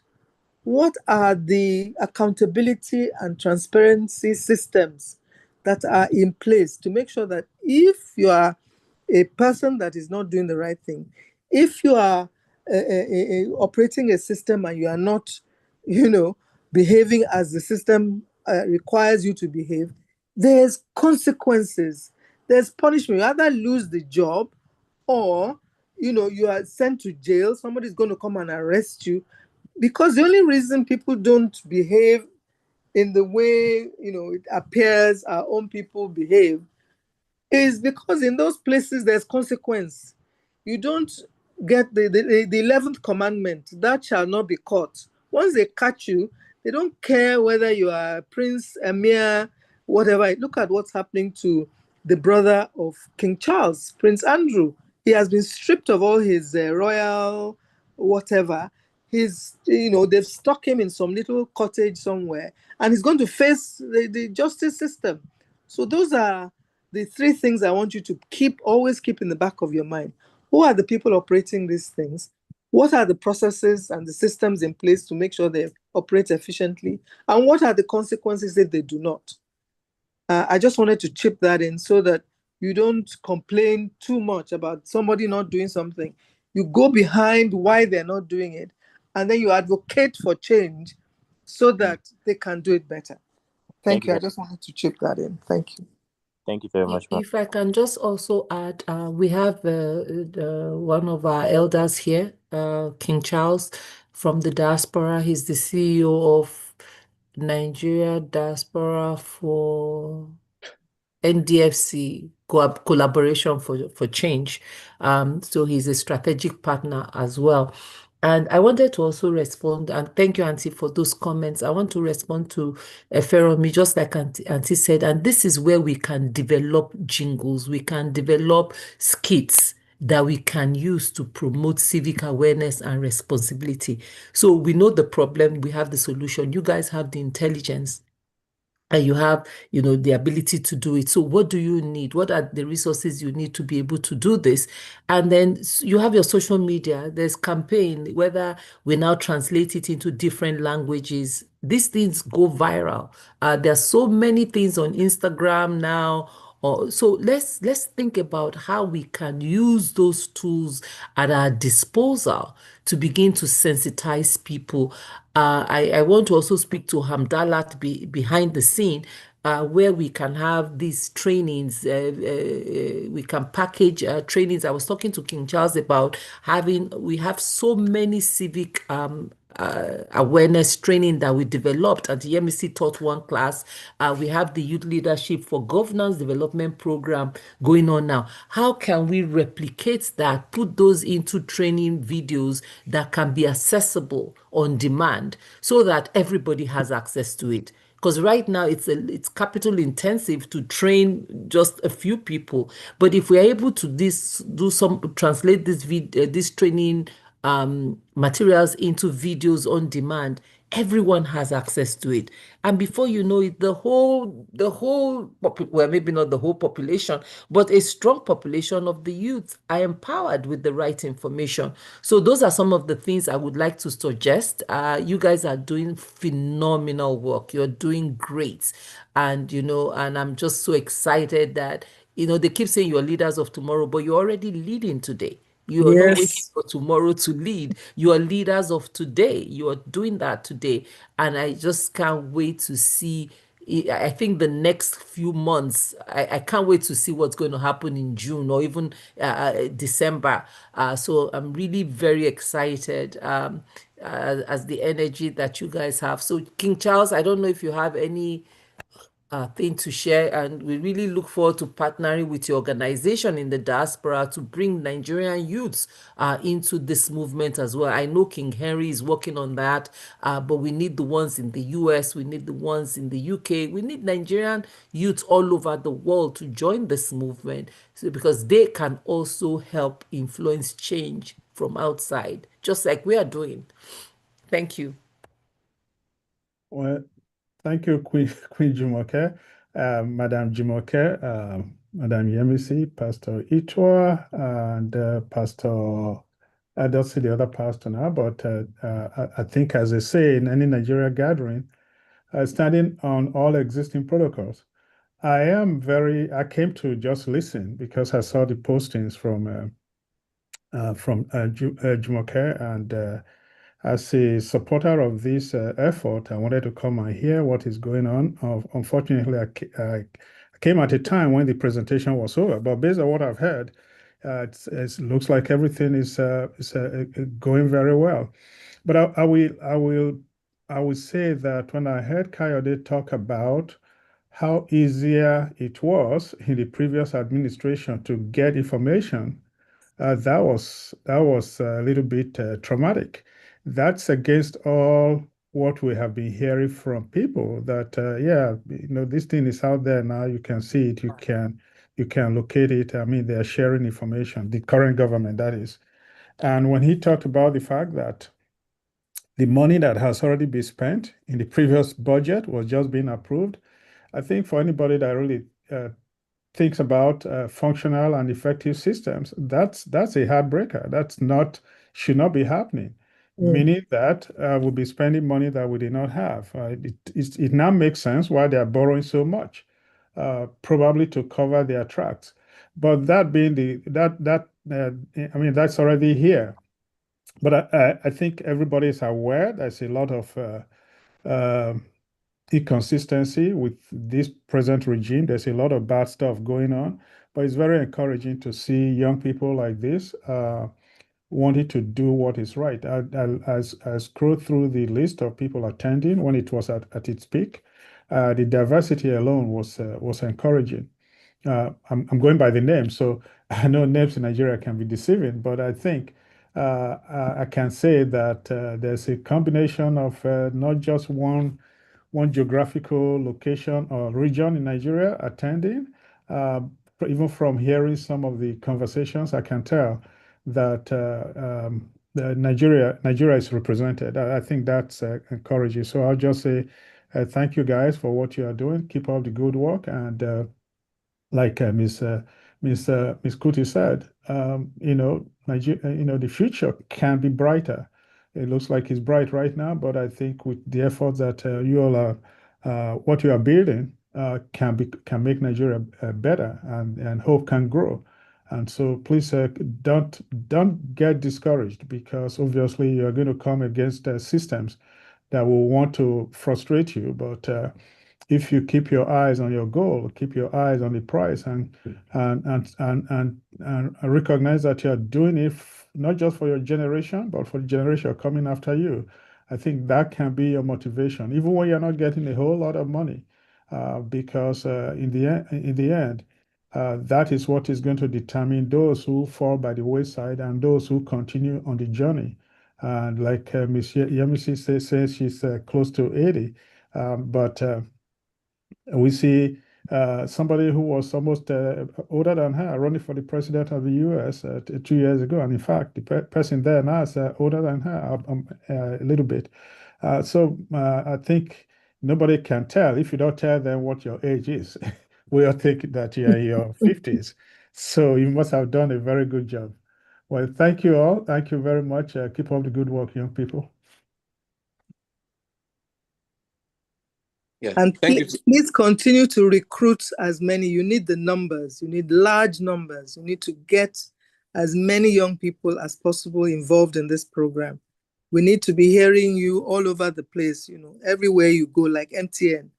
You hear us say, oh, Traffica is here, Traffica. Oh, I'm encouraging you to spread the word, make sure that by the time we have the next town hall meetings, you've tripled, quadrupled in numbers. You need the numbers. We can no longer work in silos.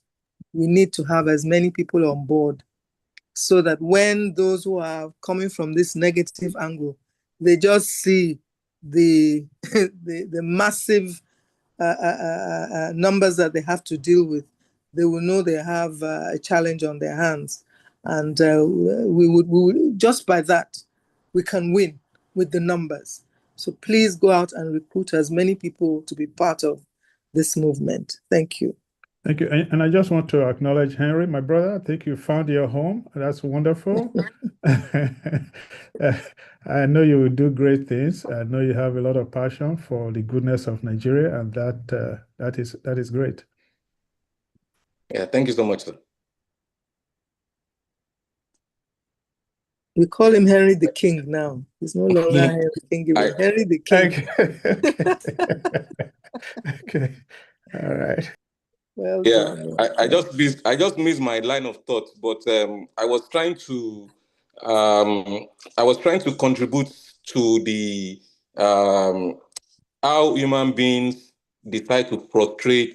It's just like a child that maybe she wanted a candy or something you have not given the child. She could make your life miserable. So I think that's how we are behaving as a people in Nigeria, and it's so obvious because if people actually wanted Nigeria to be great, that number will be in the majority. But it's not really about what we say; it's what we do. That means that most people don't want the greatness of Nigeria. That's why we are where we are, and it's unfortunate because human beings will build a system that will be sustainable, something that we can pass to the next generation. The laws that we are making speaks about who we are. There are regulations that we make speaks about who we are. Trying to think of you have 200 million people. I'll give a very good example. This month of April is the last month in Canada to file your returns. So that means that even if you are not employed, you file. In fact, those are the people that even file the most self, because they know that they're going to get benefits from the government. So you have 350 million people in the US that are filing their taxes. Or let's remove the children, anybody below the age of 18. So those could be exempted. So if we did like 2/3 of that country file their taxes, that means that, as soon as you declare how you are to the government knows how to come to rescue you. So there's no strife. There's no restiveness. Everything is just easy because people are aware that, the government got their back. So there's no need to steal. There's no need to impress anybody. That system is just there. That is the system that we have refused to do in Nigeria. We have 200 million people, maybe two-thirds of that are above the age of 18.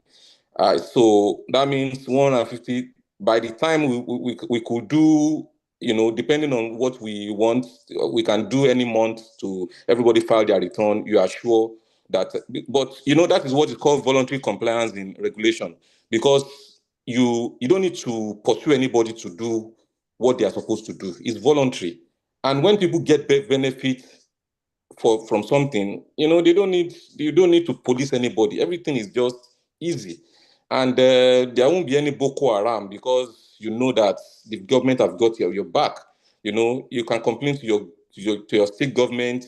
You lose your job. You know that you don't need to cry home. In the next 6 months, the government cover, because that's the system. You have a system that says, you lose your job and it's sure you can prove it that you've lost your job. In the next 6 months, government covers it. It's not government, it's the people, because when you are paying your taxes, they remove little, deduction. Okay, this one goes to the welfare, this one goes to employment insurance, this one goes to security. They've been able to divide it, and nobody's going to steal it. Because if you do anything to jeopardize that system, it's coming back to haunt you.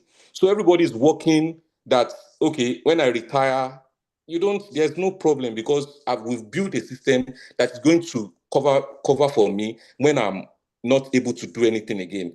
You are involved in an accident, you have a permanent disability. In fact, some people will, when they got into an accident, they will claim to have permanent disability because they want to get benefit from the government. That is how easy, that system is, because you are sure that, it removes all these strife, restiveness. I want to steal, I want to kill, I want to destroy. It removes that from these people. And I'm very sure, most Nigerians that have gone to the first world, they see this system, and you don't need to panic if you are in any distress. You don't need to panic. They will be advertising. There was one guy that killed the wife in the US. Immediately that news flashed on Fox News, they scrolled that, a suicide number, call this number, because they know that some people might be in such desperate situation, or maybe going through mental health problem and things like that. So just call this number, the government. So everything, there's no fence, there are no fences, there's nobody meeting. You can stroll out at 1 a.m., 2 a.m. in the night. Nobody is going to harass anybody. So we just need to, as much as possible, continue to pass some of this information that we see in our reality. We'll pass it to Nigeria. Let people now decide if they want to still continue that, unfortunate situation that we have put ourselves, or we can change. It also relates to corruption as well. Why do you want to steal money? People are going to frustrate the system because they know the government hasn't got their back. Yeah, but Henry, I think what we have to remember is that these countries were like us, and then they developed those systems. So our energy has to. No, I don't think that is even the point. I don't think so. It's important for we do realize the challenges. I mean, the challenges are enormous, and we know what happens, what obtains elsewhere. But the energy of our young people has to be focused on what they're going to do differently. How are they going to build those systems? They are going to be the ones that are going to operate the system anyway, because these older people are going to peg off one way or the other. They're the ones that are going to go into the civil service. They're the ones that are going to go into the public sector, the private sector, and wherever. So the capacity for them to understand what system is going to work better, how do they going to reform whatever it is, how are they going to, and a huge step is what they're doing right now, which is to say, we don't want what's happening now.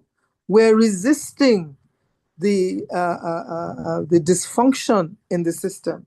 We want to hold the system accountable. And we're going to form this vanguard that's going to go after the people who are not functioning properly, whatever the reason may be. It may be they have health problems, maybe they have mental problems, maybe they're just ignorant, maybe they're just incompetent. We don't want to know. We just want to make things work. And these young people are going to use the capacity they have, create the awareness, as Auntie Jumoke said, so that many more young people will also, join them, not in protests, but in active engagement, backed up with, if possible, legal deterrence. Because Kade was talking about FOI. FOI means that you cannot take these people to court. You ask for freedom of information. They don't give it to you. You go to court. You are like it. And if there's the numbers that the deluge that's going to face the justice system, everybody will begin to sit up. That's what happens elsewhere.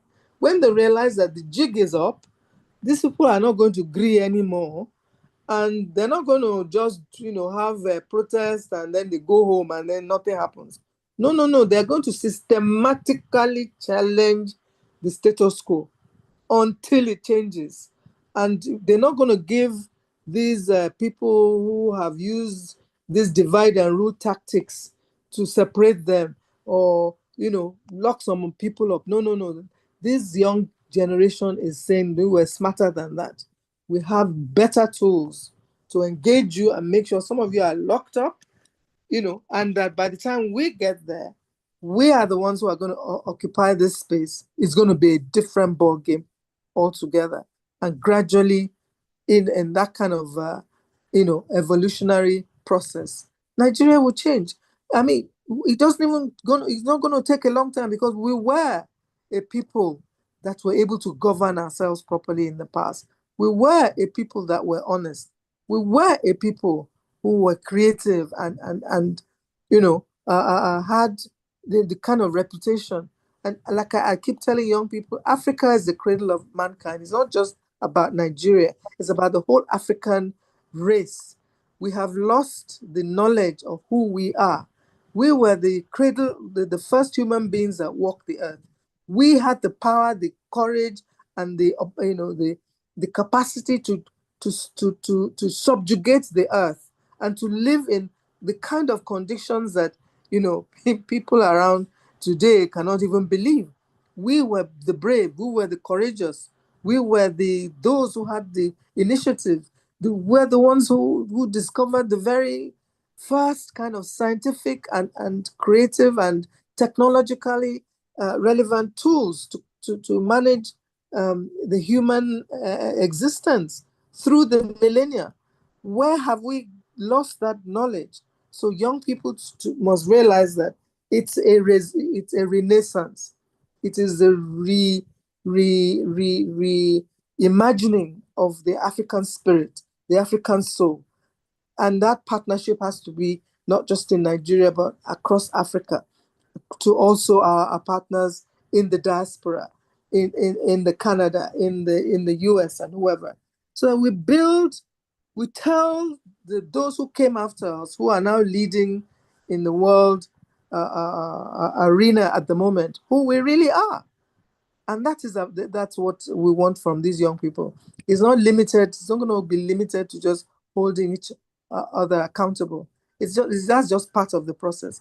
It's about rising up to take charge and say, Africa, here we are. You have to reckon with us. And we cannot do that if we're not doing things properly in our own various spaces. We see what Rwanda is doing. Let us learn from that. We see some of the shoots that are coming out of Botswana, that are coming out of various parts of Africa now. It's time for Africa to redefine the story. The story that we have been telling ourselves is completely false. That's not who we are. And I wish our young people, and I believe in them. I truly believe in who you are and the capacity you have to change the story. We don't want to lament anymore. We know what needs to be done. Let's get to it. Thank you. Yeah, thank you so much, Ma.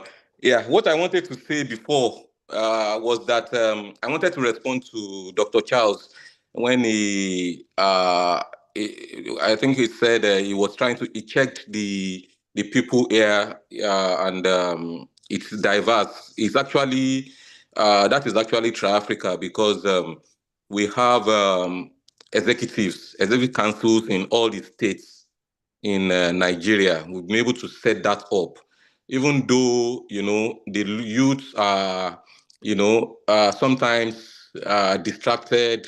Sometimes some of them complain that the time to the time is not convenient for them, and so many things. But at least we've been able to establish a point of contact in all the states and Abuja, and some states are in the process of even going down to the local government and ward. So that has been a structure that we have up till now in Intra-Africa, and it will continue to grow. The